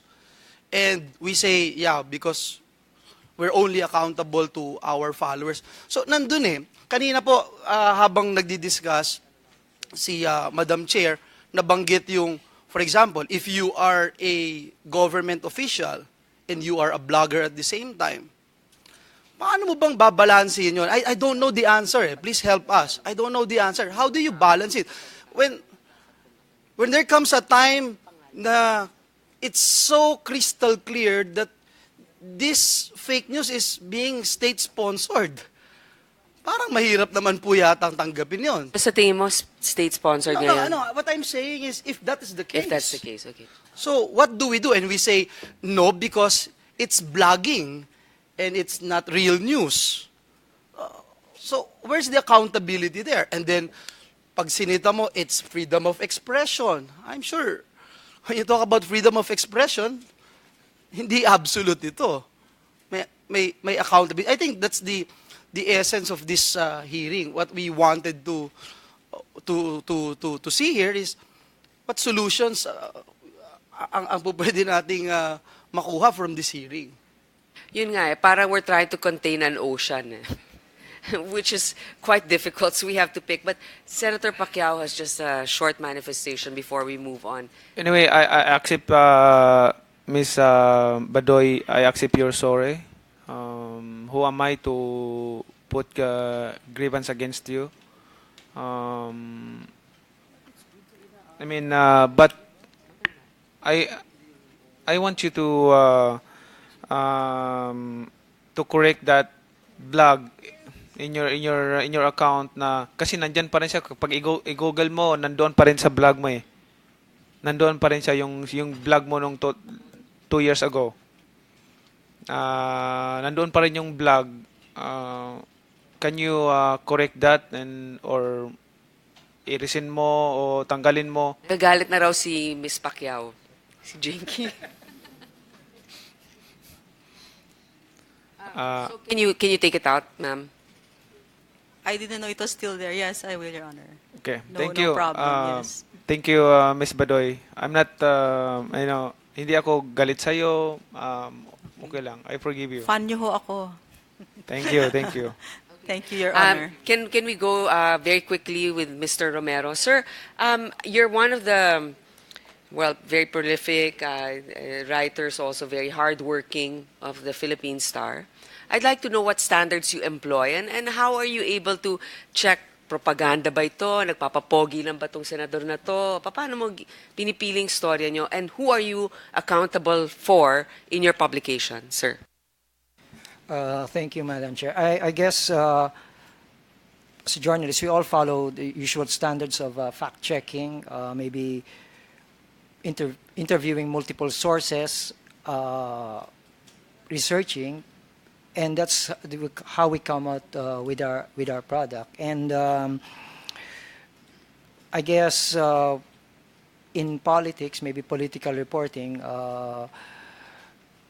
relatively, for example, in the Senate, you could, if one senator on the other side of the political fence would say something, then naturally you would have to get the side of the Was one there on the other any side. time in your professional experience that you had to retract something that you wrote and have done so, sir? Not that I recall, but maybe just some correction on the following day of something that I have written.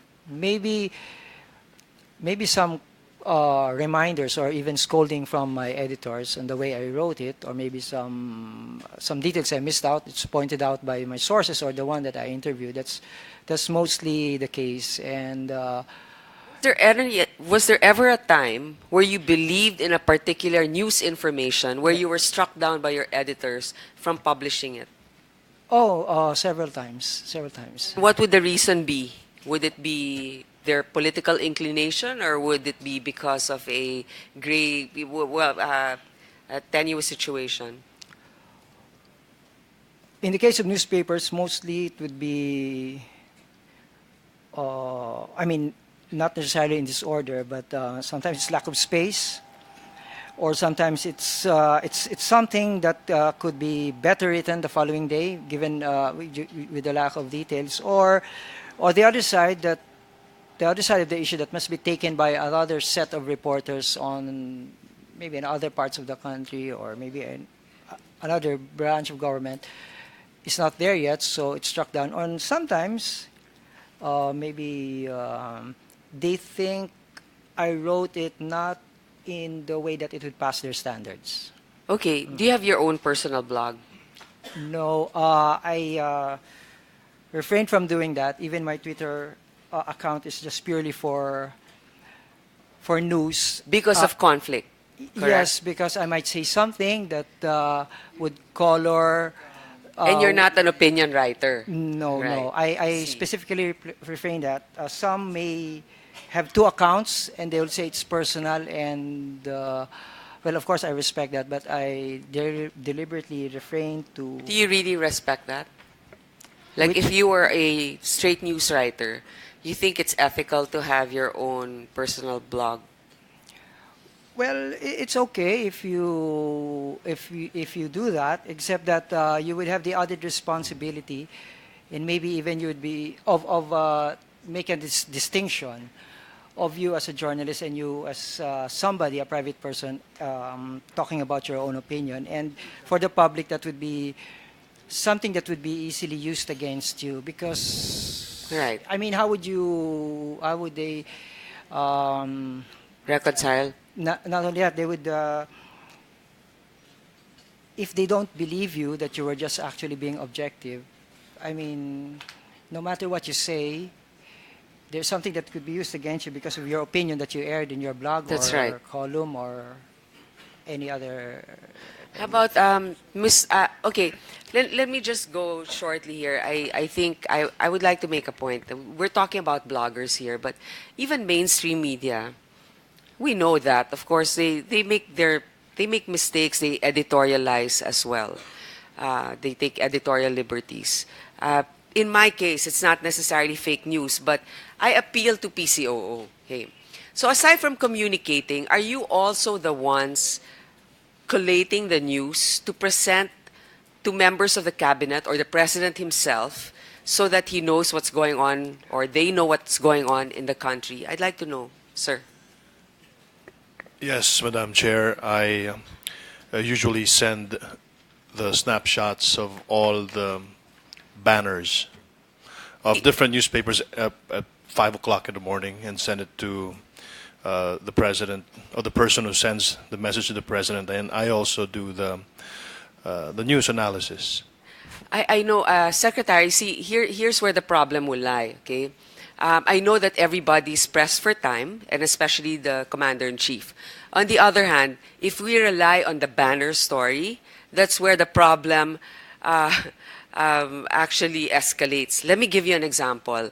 And first, I would like to qualify this and thank Inquirer for correcting it immediately.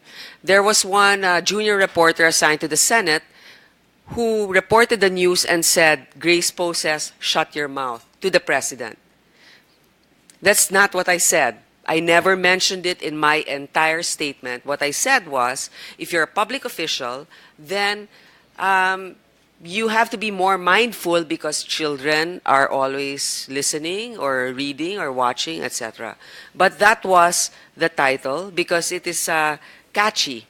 Now, I can just assume, because I know, having had a chance to work with a few administrations, that they give a summary of the news, also with the titles, and I'm sure it incensed the president to see that. And because of that, he gave out a statement personally. So what I'm saying is, it can be very destructive also. If you give a headline without the context of what is written under it. And I think it is your responsibility to inform the president of the true score of a story so that he can also decide, because sometimes you react passionately about something. That's why when I saw the president, I said, Mr. President, you know, you can ask me, you can clarify with me if there's a particular issue. And I make no qualms about speaking my mind when I feel that there's something wrong, but I feel that it is also unfair to be misquoted based on a headline. And I bring this up not so much because I want to point fingers at anyone, because immediately, and I would like to acknowledge it, Inquirer apologized, which is unprecedented, because they knew it was really wrong.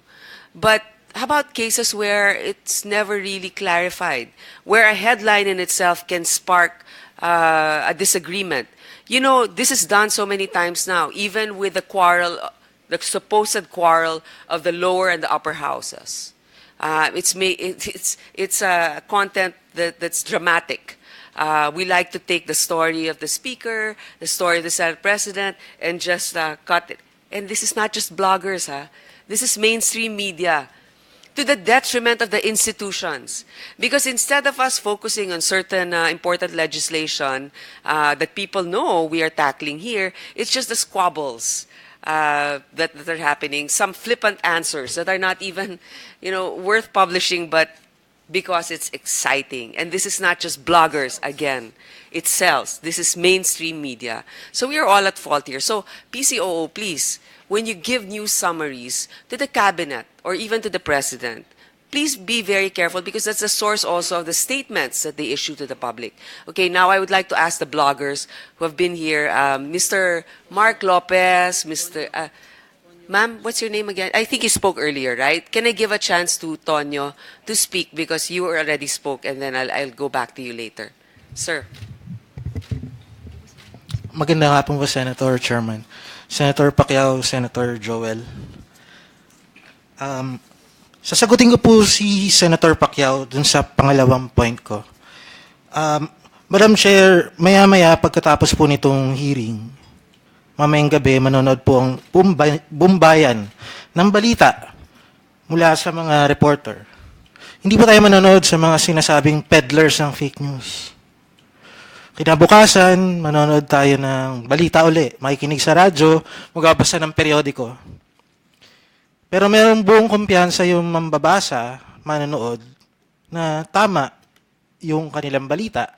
Sa totoo lang, Madam Chairman, kailangan nating maging maingat kasi baka magbigay tayo ng takot dun sa media na sila yung problema. Kasi hindi naman po media yung problema. Tumutulong yung media sa pagko-correct, paghahanap ng totoong balita. Kasi pag fake news yung gamit natin na term, ang bira kaagad sa media at pati na rin sa vloggers. Yun po yung... So sino dapat ang bantayan? Aba, yun po yung hinahanap po ninyo. Sino yung mga po? taong hinahanap po ninyo dun sa hearing, yung sinabi niyo po na mga taong gumawa ng masama sa mga senador, nagsabi na masama sa mga Kokoy senador. Dayaw. Hindi po, yun po yung akusasyon nung mga nag-inform po sa inyo. Pero, Pero alam po ninyo, gaya ng Lenny Leaks, pinilit po yan. Pinilit na maging balita. Pero batay sa pag-aaral ng mga periodista, batay sa pag-aaral din namin mga vloggers, wala pong balita dyan sa Kokoy Gate na yan. So siguro pwede po natin pag-usapan yun maya-maya. Yung una ko lang pong point, sana hindi po maapektuhan yung free expression at freedom of the press nitong paghahanap natin ng mga taong ito. Kasi mahirap... alam mo, basta ako ang chairman ng public information, hindi ma-affect ang freedom of the press dito sa aking mga Opo. committee hearing. At hindi din ako papayag na ang isang legislasyon ay magpapapigil sa ating kalayaan na maghayag. Pero bilang isang Pilipino at bilang isang magulang, naniniwala rin ako na kailangan ay may pananagutan tayong lahat. Tama Doon po lamang yan. po yun. Tama po yan, Chairman. Sa palagay ko po, personally, yung problema po ay nasa area ng political communications. I'm sure naranasan nyo rin po yan noong nakaraang eleksyon. Saksi po kaming lahat dun sa pinagdaanan po ninyo at nung iba pang mga kandidato. At araw-araw, kahit sino po yung tanungin natin, marami sa ating mga kaibigan, tayo mismo, ang bigat, ang himutok, ang problema ay nasa komunikasyong politikal. Hindi naman po masyado sa mga personal na buhay natin dahil sa totoo lang, magiliw naman tayo sa bawat isa eh. Makakausap ko po yung mga kaibigan ko na taga-suporta ni President Duterte ng tao sa tao. Hey, Mr. Cruz, matanong ko po kayo. Sino pong, kayo ba ay pro-establishment ngayon or anti-establishment? Pro-grace po ako. Uy, hindi kita inimbita dahil doon, hindi ko nga alam yun. Talaga? Hindi. Sige, bale. Pero yun po, ang problema po, tingin ko, Madam Chair, wala pong example na binibigay yung ating mga political organizations, public officials, public offices, sa tamang paggamit ng social media. Isang halimbawa nga po, yung marami po nating mga opisyal, marami nating mga tanggapan, gumagamit na po sila ng social media. directly or indirectly ang ating mga opisina. I'm sure may inaprubahan po kayo sa budget ng mga plantilla positions ng social media officers. Marami na po yan eh. Pero meron na po. Ibig sabihin, dapat may pamantayan yan. Wala pong pamantayan, code of conduct. For example, Madam Chairman, ilang mga opisina meron ang Republika ng Pilipinas na merong social media director, social media officer, community manager. Ilan po yung mga yan at ano po yung kanilang ginagawa? Sino po yan? Particular po, ilang beses nagsabi po ang ating buting Secretary Andanar na nagkaroon ng mga pagpupulong ang Pangulo kasama ng mga vloggers. Bagay na kinaila niya kanina nung tinanong siya kung kilala niya itong mga taong to na so named dun sa list. Nagkaroon na po ng maraming pagkakataon simula nung June 30 hanggang ngayon na mayroong mga pagpupulong yung mga vloggers na identified with the President or loyal sa kanya. Wala namang problema po yun para sa akin kasi karapatan po nila yun eh. Pero dapat po dahil meron silang engagement sa ating pamahalaan, dahil dumalo sila sa pagtitipong kasama ang Pangulo, dahil may gastos ang taxpayers dun sa meeting na yon, posibleng binigyan sila ng ticket sa eroplano, posibleng gumastos tayo sa kanilang pagkain, may obligasyon ang tanggapan ng Pangulo, lalo na ang PCOO, na pangalanan ito ang aming mga vloggers na kinakausap. Itong vlogger na ito, si RJ Nieto, ay humarap sa Pangulo ng ganitong beses. Itong si Assistant Secretary Uson ay merong ganitong kapangyarihan bilang ASEC for social media. Ano ba yun? Walang mga pamantayan yung ating mga opisina at mga opisyal tungkol sa social media. Pwedeng dun magsimula eh. Nangangako ang ating pamahalaan ng pagbabago. So simulan natin, dapat transparent, dapat accountable. So, halimbawa, magkano ang budget ng PCOO para sa social media? Saan niya ito ginagamit?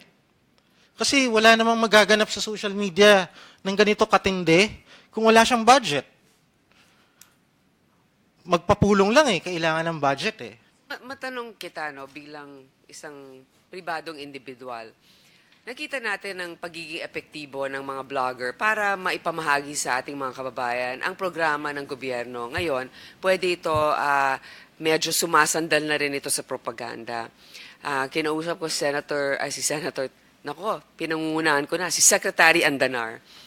Noong umpisa, sabi ko, dahil nga ganun ka-epektibo si ASEC Uson, hindi ba kailangan kung mayroong mga pribadong supporters ang Pangulo at kunin siya in that capacity as a private citizen to blog, isn't that more, I guess, ethical, more effective in her case? Kasi pwede pa rin siya mag-blog, sabihin niya kung gusto niya, pero wala siya sa gobyerno. Sir? Magpa-backtrack lang po ako ng konti ng 2 years. Bago magka-eleksyon, ang pag-asa po ng maraming tao dahil meron ng internet, meron tayong digital tools, mamodernize ang technology ang ating politika. Ma-upgrade natin yung ating pag-practice ng politics. Ibig sabihin, magkakaroon ng websites, tungkol sa plataforma, magkakaroon ng Facebook groups sa mga supporters, magdedebate po kayo tungkol sa mga isyong pambayan, yung mga political parties, magtatayo sila ng registration ng kanilang mga members, etc. Pero hindi po nangyari yan, ibang-iba ang nangyari. Ibang-iba. Ginamit lang ng mga traditional politicians yung new technology, for the same old things na sinabi niyo rin po kanina, yung black propaganda, batuhan ng mga dumi. So, magpa-fast forward na po tayo ngayon 2018. Ang problem po talaga dito sa quote-unquote fake news ay problem ng politika. Madumi po kasi yung galawan ng politika eh. So, nare-reflect inevitably nung kanilang mga supporters. Halimbawa po, Madam Chairman, sinabi po ni halimbawa, sana hindi po tayo magmura. Sana hindi tayo magmurahan. Madam Chairman, kapag nagkakandak tayo ng ating politics, dapat matapat at diretsahang pag-uusap, nakabatay sa prinsipyo, pero makikita po natin mula sa kataas-taasan, may pagmumura na magaganap. Kakalat po yan. Maganda pala ang magmura. Ginagawa ng mataas, gawin natin sa baba. Meron po tayong assistant secretary na kaya maglipat ng bulkan, pero nung nag-apologize po siya pa ang galit. Nakita niyo po ba yung tono? Siya na nga po yung nagkamali, siya pa yung galit. Karapatan po niyang magkamali. May karapatan po tayo magkamali minsan. Ginagalang ko po yung karapatan niya po mag-vlog. Pero ang hinahanap lang naman po ng public yung accountability eh. Sino ba yung nagpapatakbo ng Mocha Uson Vlog? Pwede po ba sa interest ng public, sa public interest, itong si Thinking Pinoy, si Mocha Uson Vlog, si Sasasot, lahat ng mga administration identified na blogs at Facebook pages at yung PCOO mismo, i-disclose sila sa Senado at sa publiko, sino ba yung mga administrators dito? Sino ba ang moderators? Sino ang editors at authors? Tapos, yung isang side po niya, yung sinasabi na rin po ninyo, yung finance. Naniniwala po kami na dapat merong political finance reform sa bansa natin. Umaalagwa po yan kasi walang nag-check eh. Wala pong regulasyon dun sa pagbabayad ng social media. Meron po kayong isang pwedeng gawin kasi, halimbawa, kung sa vloggers po yan, tatanggap po kami ng trabaho mula sa isang third party o second party, withheld po yung taxes namin eh. Do you accept projects from a third party and you declare your income, sir? Halimbawa po, meron pong writing project, merong coverage, merong campaign na tutulong ka dun sa social media campaign na yun, whether commercial or otherwise, required by law na may receipt, required by law na mayroong tax na bayaran, withheld po yun. So wala pong, kumbaga, pwede nyo pong tanungin, halimbawa, sa mga digital agencies, sa mga marketing agencies, sa mga advertising agencies, reverse. Sino-sino yung mga naging political clients nyo? How much was your contract price? So kung ayaw mag-disclose ang politiko, tanungin natin yung iba. Kasi kliyente din sila eh. Pero bago tayo po magpunta doon, dahil gobyerno po ito, sana manguna po yung ating gobyerno. So for example, Office of the President, Senate of the Philippines, Congress, meron po kayo lahat eh, na social media units eh. Natutuwa kami, meron kayong live stream. Sana pondohan pa yan para halos lahat ng committee meetings may live stream. Pero meron po dong mga detalye sa ilalim nun na makakatulong po sa inyo na maintindihan din yung social media. Halimbawa, may pondo ba yan? Kasi hindi po pwedeng mag-live stream tayo, pak. Hindi po ganun eh. Para rin pong mga cameraman yun eh. Kailangan po ng staff, kailangan ng machine, ng equipment, ng internet connection. So sana po, magkaroon ng pagkakataon yung committee na tingnan ano ba yung practices ngayon ng government sa kanyang pag-spread ng information, paggamit ng social media. Actually, di ba, may mga sinasabing ibang vloggers, merong ghostwriter, di ba? Kaya pagka mismong kaharap mo na, iba ang pananalita dun sa kanyang pagsusulat, di ba, Mr. Cruz? Siguro po sa iba, pero alam po ninyo, matagal na po kami nagbablog. Isa pong privilege at honor na makapag-vlog eh, at magkaroon ng followers. Hindi ko nga sinasabing ikaw, pero may mga ibang sikat na social media personality na hindi naman talaga sila nagsusulat ng kanilang mga ibang sinasabi. Siguro meron pa natutunguhan. Pero alam ko si RJ, siya talaga siguro ganun din siya magsalita eh. Pero yung iba, hindi ko po alam. Sila po yung magpaliwanag. Pero yun nga, pwede naman po nilang ipakita yan eh. In good faith and in the public interest. so sinasabi mo ba dapat hiwalay na pag ikaw ay may sariling blog, wag ka dapat under the PCOO? Or a government employee? Oo. Ganun ho ba? Hindi po, karapatan po nating lahat yung magpahayag. Okay lang sa'yo. Okay lang po yun, basta halimbawa meron pong proseso at procedures yung gobyerno sa kanyang staff at employees. Meron naman pong code of conduct for government employees. Can I interrupt you on that? when do you say that there's conflict of interest when you're a blogger and at the same time a government employee? Or is there? Dumadating ba sa pagkakataon na may conflict of interest? Yes, sir. Yes, Yes, yes, when? Madam When do Chair. you say? For example, if let's use as Assistant Secretary Uson as an example. Assistant Secretary Uson has no right to use public funds, public time, and the public office from which to write on her blog, or to use any government platform to publicize her blog. At the same time, she cannot disclose official business principally on her blog. Kasi dapat on official platforms yun. Bagay na sinabi naman ni Secretary Andanar.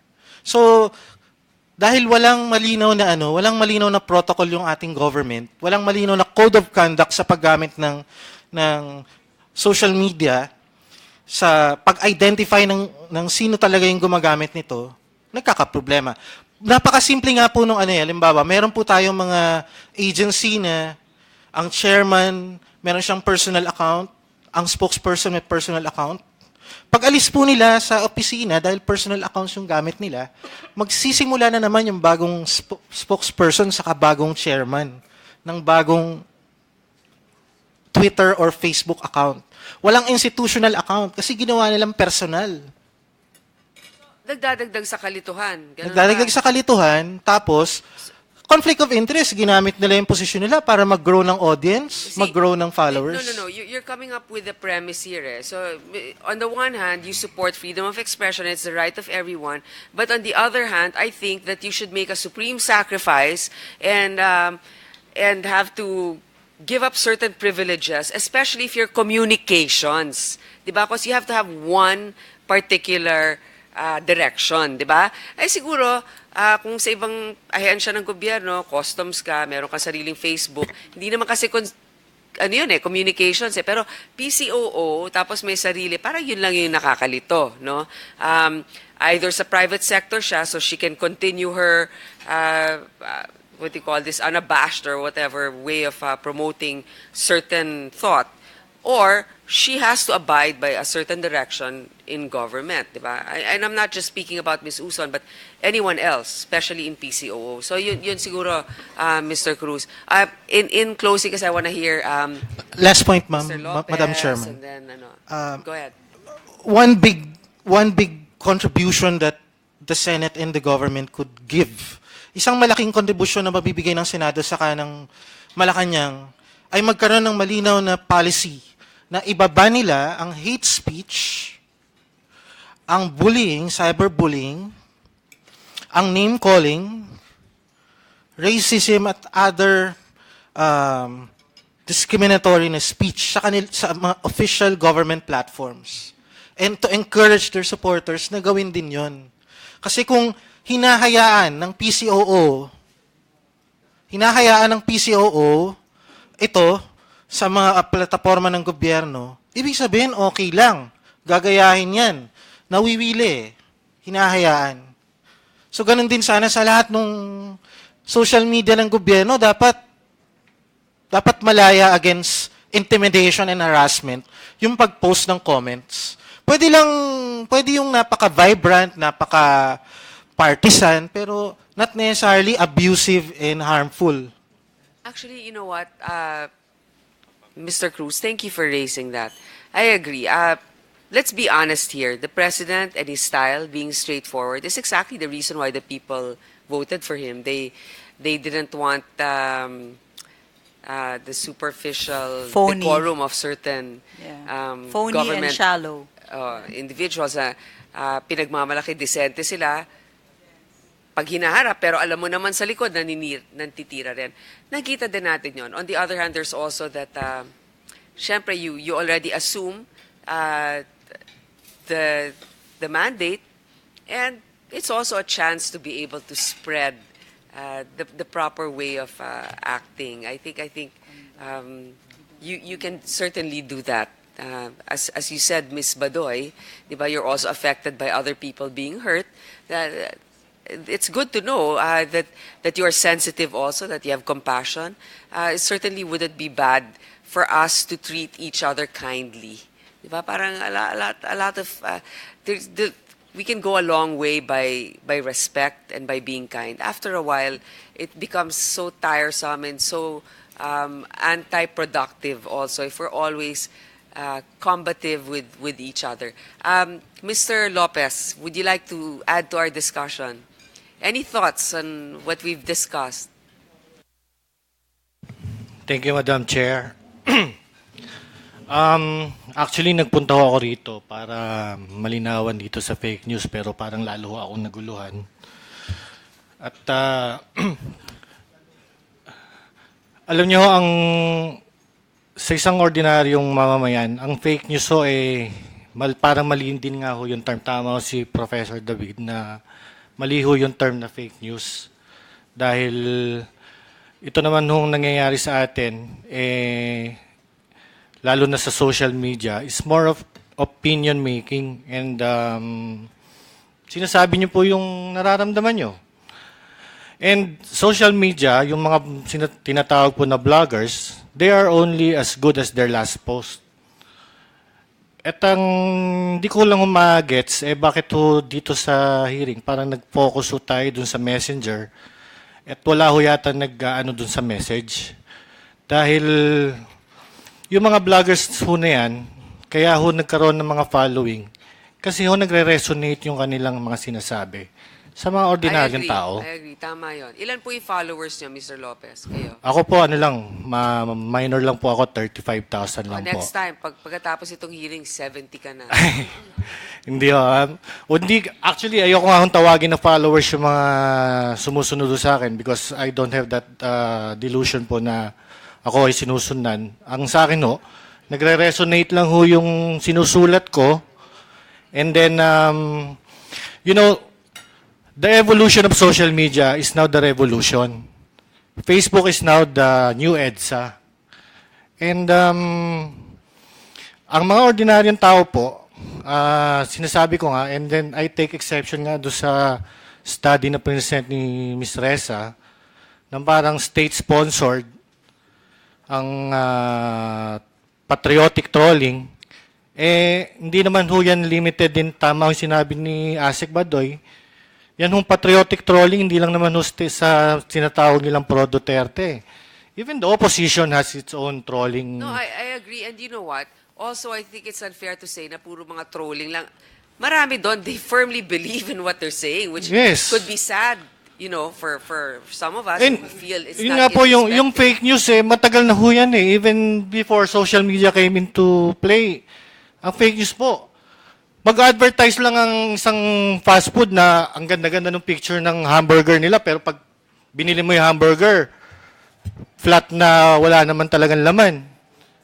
Is that fake news? Ngayon kasi may hate Well, so much hate na you wouldn't believe, for example, somebody would tell you na ma-rape ka sana, yung anak mo mamatay. Opo, Senator, I agree na meron pong hate. But again po, I think nasa sa tao din naman yan na ang problema ko kasi natin, yung masyado tayong galit dun sa vlogger, pero dapat to siguro tinitingnan natin yung message niya at bakit to yung maraming tao na nakaka-relate. Ngayon, kung sobra naman ho ang hate, simple lang naman ho yan. Patayin natin yung ating, turn off natin yung ating gadgets. But again, the point is, ang di ko lang din ho, yung tinatawag nyo dito or yung trying to control social media, actually po, sa mga vloggers din, meron naman yung tinatawag na accountability, lalo na kung humaharap kami na personal. Ako, personal akong nagsusulat. Pangalan ko ho yun. Kaya naglalagay ho ako ng itsura ko. At pag meron ho akong kausap, sinasabi ko, kung gusto mo, magkita tayo. Meron na nga akong mga hinarap sa kabilang bakod.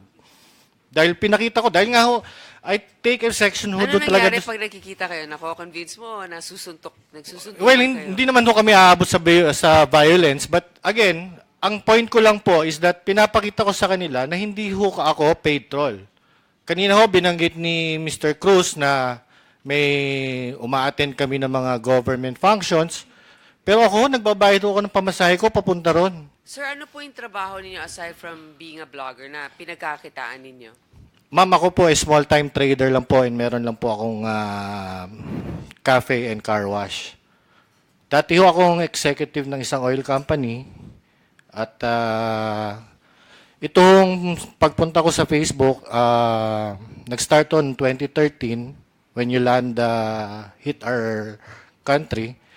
And doon lang po nung marami ho akong mga sinusulat, nagkaroon ho ng following. But again, sabi ko nga po, May pamilya po kayo, single kayo? pa, May pamilya kayo, single? meron po. I have 4 daughters po. So, huwag na natin banggitin muna yung pangalan dito. Eh, Ano nilalabas mo sa blog mo? Open po ako.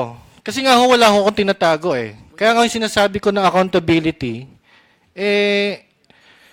kami naman, lahat naman nang nakikita nyo siguro sa mga vloggers, humaharap naman po. Kaya, at ang maganda po niyan, at that moment na tinira kayo, o nasaktan kayo ng vlogger na yon, pwede nyo naman humarapin eh.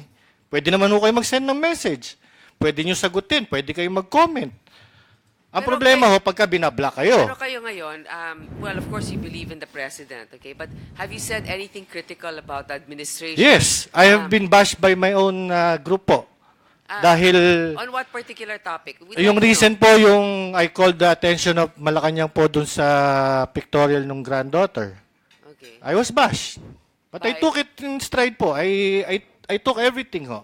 Sino nag-bash sa'yo nakilala? Mga ano ho, mga ordinaryong tao, mga kasi ho ito nga ang problema sa atin ngayon eh.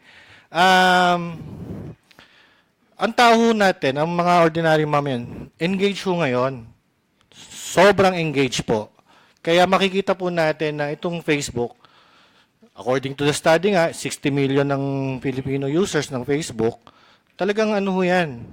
At dadagsain ka, dudumugin ka, pag meron ka hong hindi magandang sinabi sa isang tao, not only with the president, but pagka naman doon ka sa kabilang bakod, ganun din naman no, dudumugin ka rin ang mga kabilang bakod. So it's actually both ways po eh. Mr. Lopez, thank you. I appreciate your honest insight. First, I'd like to acknowledge the presence of Senator Nancy Binay. But, you know, before we continue, no, I want to ask another blogger here to comment. And then, I would like to hear from Ms. Lauria because she's also been victimized, but she's also been very blunt about certain issues. So we'd like to hear her in the flesh here in the hearing. So, your name again, ma'am? I'm sorry, I can't see your nameplate. No, you raising your hand. You, yes.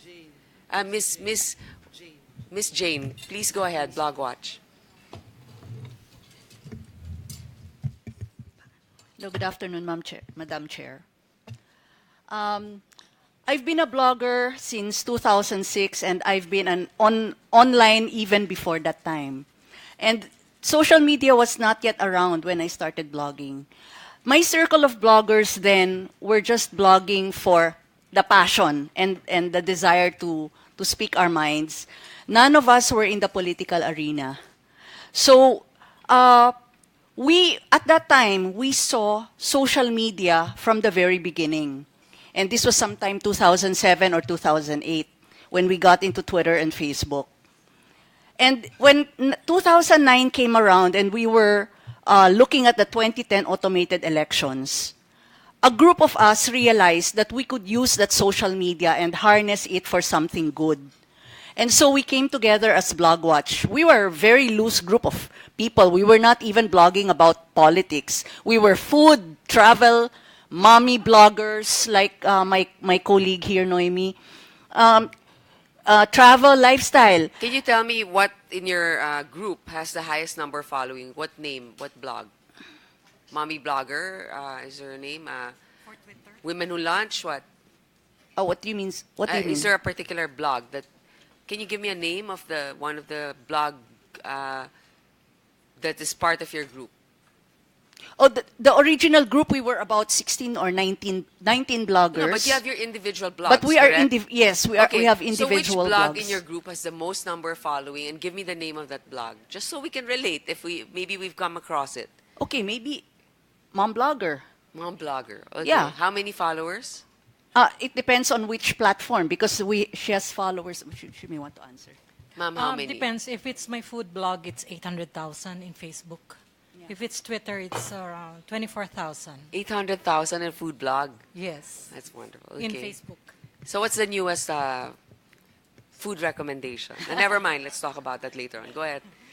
So when Blogwatch was set up, we were basically set up for voter education because we were trying to use our network.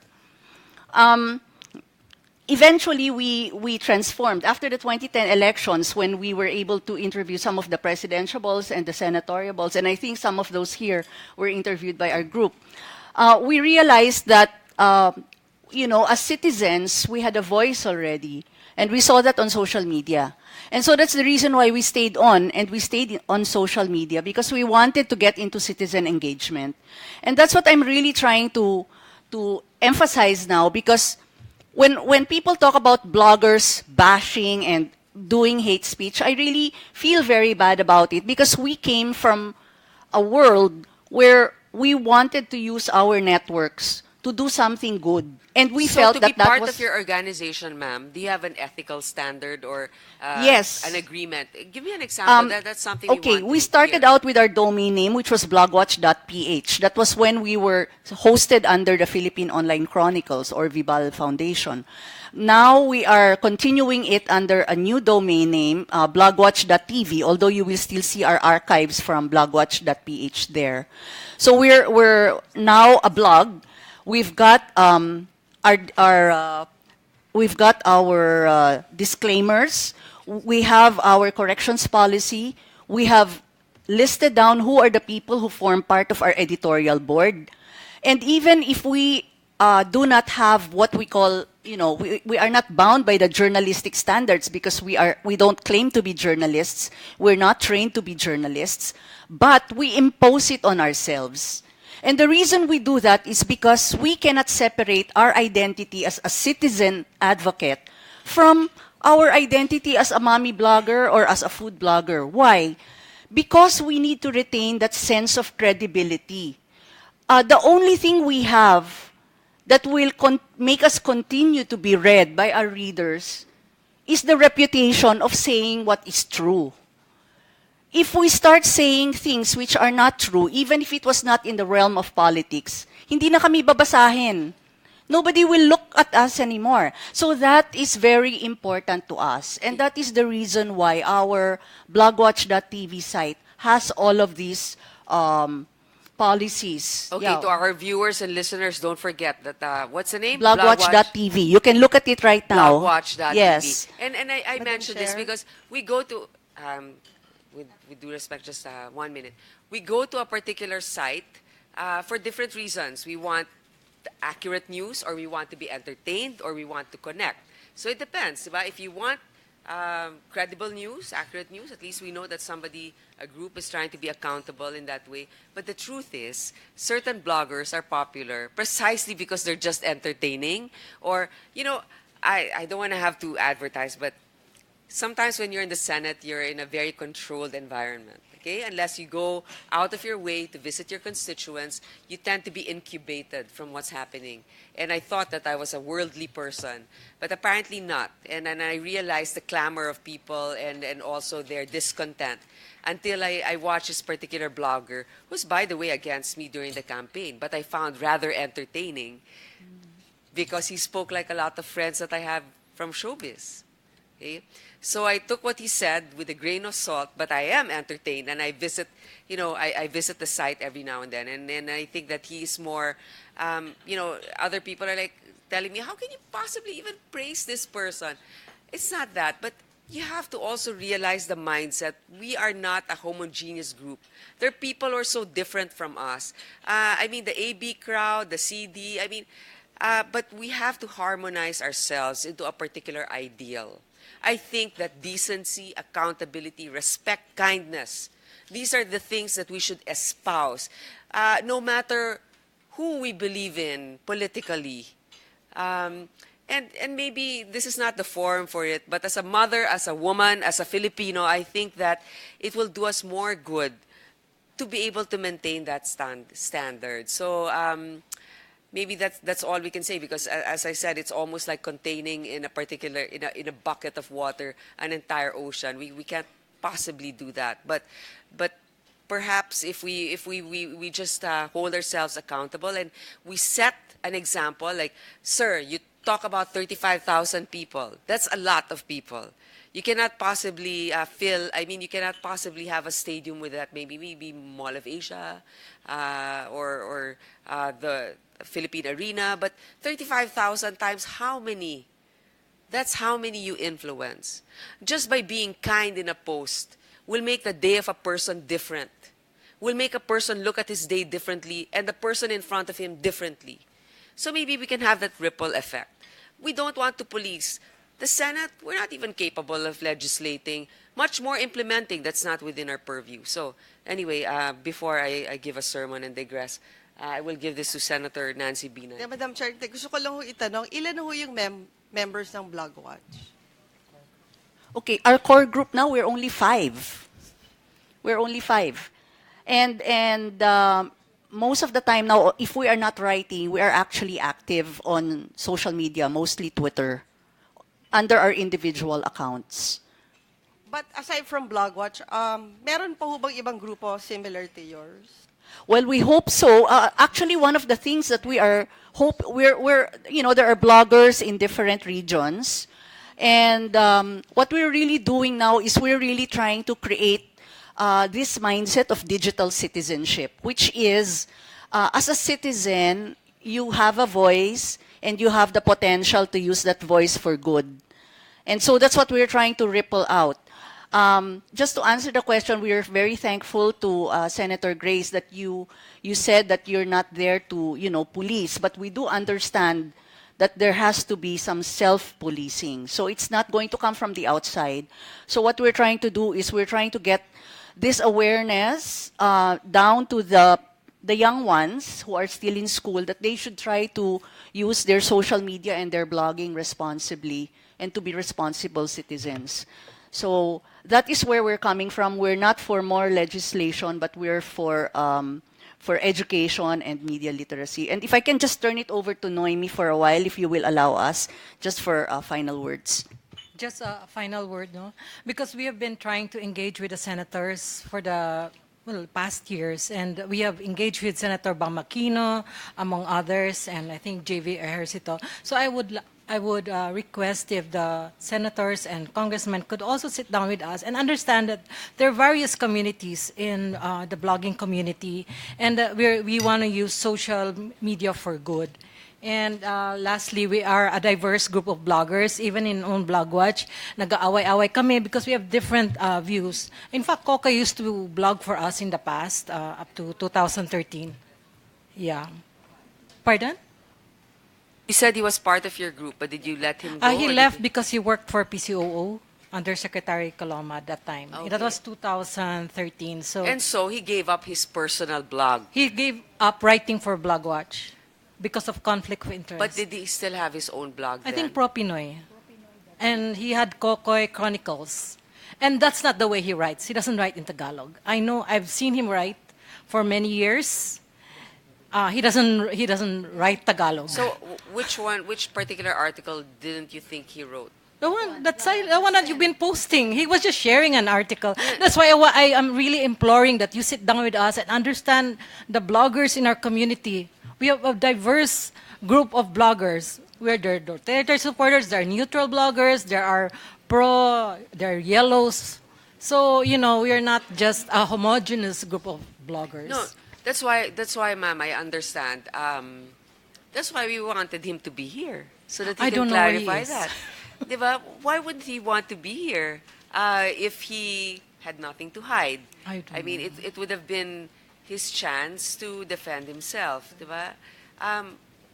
Okay, Tonya, let me give you the floor.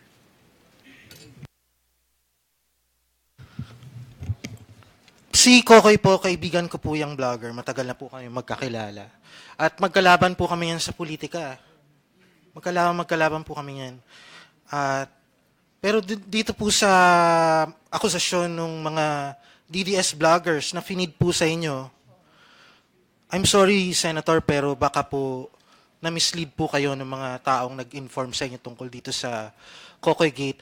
Humihiling po ako sa inyo na magpatawag po kayo ng mga domain name registrar, mga web administrator, na hindi connected dito sa pinag-uusapan natin para po mabigyan kayo ng unvarnished truth. Kasi halimbawa ako, dahil wala naman po akong pakialam dun sa mga websites na in-identify nitong mga informants po ng mga senador, sa palagay ko po, kahit kanino po, pwede akong kumuha ng domain name. Pwede po akong kumuha ng hosting. Pero wala po silang pakialam dun sa magiging laman ng blog ko. Kaya halimbawa, kahit po mapatunayan nila by some hocus-pocus na si Kokoy Dayaw ang web administrator, domain name registrar, at Google AdSense owner ng mga blogs na ito, wala po ni isa silang mapapakita sa inyo na katunayan na siya yung author nun, na siya yung nagsulat. Oo nga, no, with all due respect, of course, you just have to defend your friend. As you know, you said you know him, but it's more expedient for him to be here. Diba? And to speak for himself. Miss Bana, I mean, diba, maraming tumitira kay Asek Mocha, pero nagpakita siya dito. Nagpakita siya sa hearing, naglakas loob, humarap kay Senator Trillanes. Si Hover, maraming tumitira sa kanya, naglakas loob, pumunta rito. Ikaw, Tonyo, maraming tumitira sa'yo. Pero nandito ka pa rin, di ba? So, kung kaya ninyo na magpapasa ng opinyon sa sarili ninyong blog, kayo man ang nagsulat o hindi, pero pinayagan ninyo at responsibilidad nyo yan, dapat magpakita rin kayo dito. So, ma'am. Yes, Madam Chair. I'd like to, before going to Ms. Jover here, I'd like to address Brother Tonyo, since the PCOO was mentioned a while ago. And it seems that Tonyo was referring to the PCOO as someone who, as an agency who should have a policy to dictate upon SASOT, on Thinking Pinoy, on everyone on every Duterte supporter. What is very clear here is we don't dictate what they write on social media. PCOO and its line agencies are clear with what we want. We go to the countryside through PCONet. We meet with information officers, both information officers, both from government, from the private sector, because sabi po natin, ang fake news at lahat ng responsibilidad po ng komunikasyon ng programa ng gobyerno at yung gagawin po natin ay hindi namin kaya lang na kami-kami lang. So we reached out for the past months po mula nung August po. Si Secretary Martin Andanar, kami po ay nag-iikot sa buong bansa, sharing this kind of program po na pati mga estudyante and our information officers sa local government units we should be responsible sharers of information.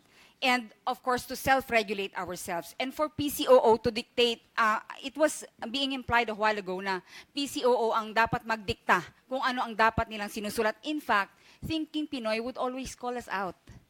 And the Secretary, any one of us here, had been, of course, called out. Even Thinking Pinoy had called me out several times also. And of course, we cannot control that kasi opinion nila yon. So, may it be clear sa hearing po na ito na we don't allow Duterte supporters to inflict or make comments, hate comments, bring up hate comments on social media or bash kung sino man yung mga opposition ng ating administrasyon. So I hope we are clear with that.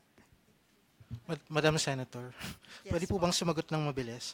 Wala po akong sinasabi na dinidiktahan po ng PCOO ang mga vloggers ng DDS. Ang sinabi ko po kanina, may claim po sa Secretary Andana na wala siyang kilala sa mga to. Hindi niya po kilala itong mga to. Pero marami na pong ulit. First name basis pa po sila. Kilala po nila to. Yung mga taong to na nagpapatakbo ng mga websites at Facebook pages. Kaya wala po akong sinasabi na dinidictate nila. Ang sinasabi ko lang, ilang beses nang sinabi ng Secretary na assets itong mga to ng administrasyon. Ilang beses po nilang nakausap ang Pangulo at ilang beses po silang nag-meeting sa Malacanang. So, imposible pong hindi kilala ni Secretary Andanar. So sana maipakilala ng secretary itong mga to sa Senado kasi marami nagsasabi sa kanila galing yung fake news dun sa mga Facebook page na yun Siguro, Secretary Andanar, may listahan ho ba kayo ng mga empleyado na bloggers? Because, for example, si Thinking Pinoy was apparently hired as a consultant by DFA. May ganun ho ba kayang database kung sino dito sa mga blogger ang tumatanggap ng pera sa government? Because I think na-mention din kanina na yung Kokoy Dayaw pala, apparently during the time of President Noynoy was also hired by PCOO. So, may ganun ho ba tayo ngayon? Madam Chair, thank you for giving me the opportunity. Ang alam ko lang po is si RJ Nieto was hired by the DFA and then he resigned during the first fake news hearing here in the Senate. Gusto ko rin pong klaruhin at gusto kong malinawan po si Tonyo na I was referring to the Duterte Facebook pages flashed on the screen. So I said I don't know who are running these either websites or Facebook accounts. Now, with the guests of the president during the bloggers' Christmas party, of course, kilala ko yung ilan doon, pero hindi lahat. And I can invite Tonyo to go to my office and we can identify them one by one. I've always been open, even Mom Blogger and Jane, they're open to go to my office. Everyone, no one's, wala namang ano dito. We have an open, we have an open office. Even Jover can go there. But I know she writes negative things about me, but You will invite them? of course, yeah. Okay, Siguro that's just good. to, so wala kayong consultant na bloggers or Wala po. You know what? parang Kokoy Dayaw during the time Wala of the po. Sa previous PCO, wala government? po. You know what I think, Secretary Andanar, it's this. I may believe, that perhaps there's no monetary exchanges here with your bloggers because they would like to align with a very popular president whom they supported. That in itself is equity for them, with or without any financial exchanges. On the other hand, again, I will appeal to your office to set the standard. Since they're your friends, they have the freedom to express what they want to say, but they will also take perhaps your inputs on how they should conduct themselves, especially when they're very popular and they can set the tone also for national debate. Sir. Thank you, Madam Chair. As a matter of fact, in 2017, we had a bloggers forum at the University of the Philippines, and we invited the different influential bloggers to attend so that we may able to craft a social media policy. And there were a few who attended. I think you went there, Mom Blogger, Jane. I don't know if Tonyo, did you go there, Tonyo? We invited you during that time. Yeah, you were invited. I didn't receive any invitation. Okay. So we did invite, so we even invited Maria Ressa and you sent a representative. So, pwede po tayong gumawa ng social media policy with the leadership of Senator Grace Poe. No, Kasi no, pag kami po yung, pag kami po, Leave me out of it. Madam Chair. pag kami po kasi yung pag gumawa tayo ng social media policy, I mean, there's really a thin line. Baka Hindi, sabihin, pero alam mo, mahirap dito sa bloggers din. Ganito ha.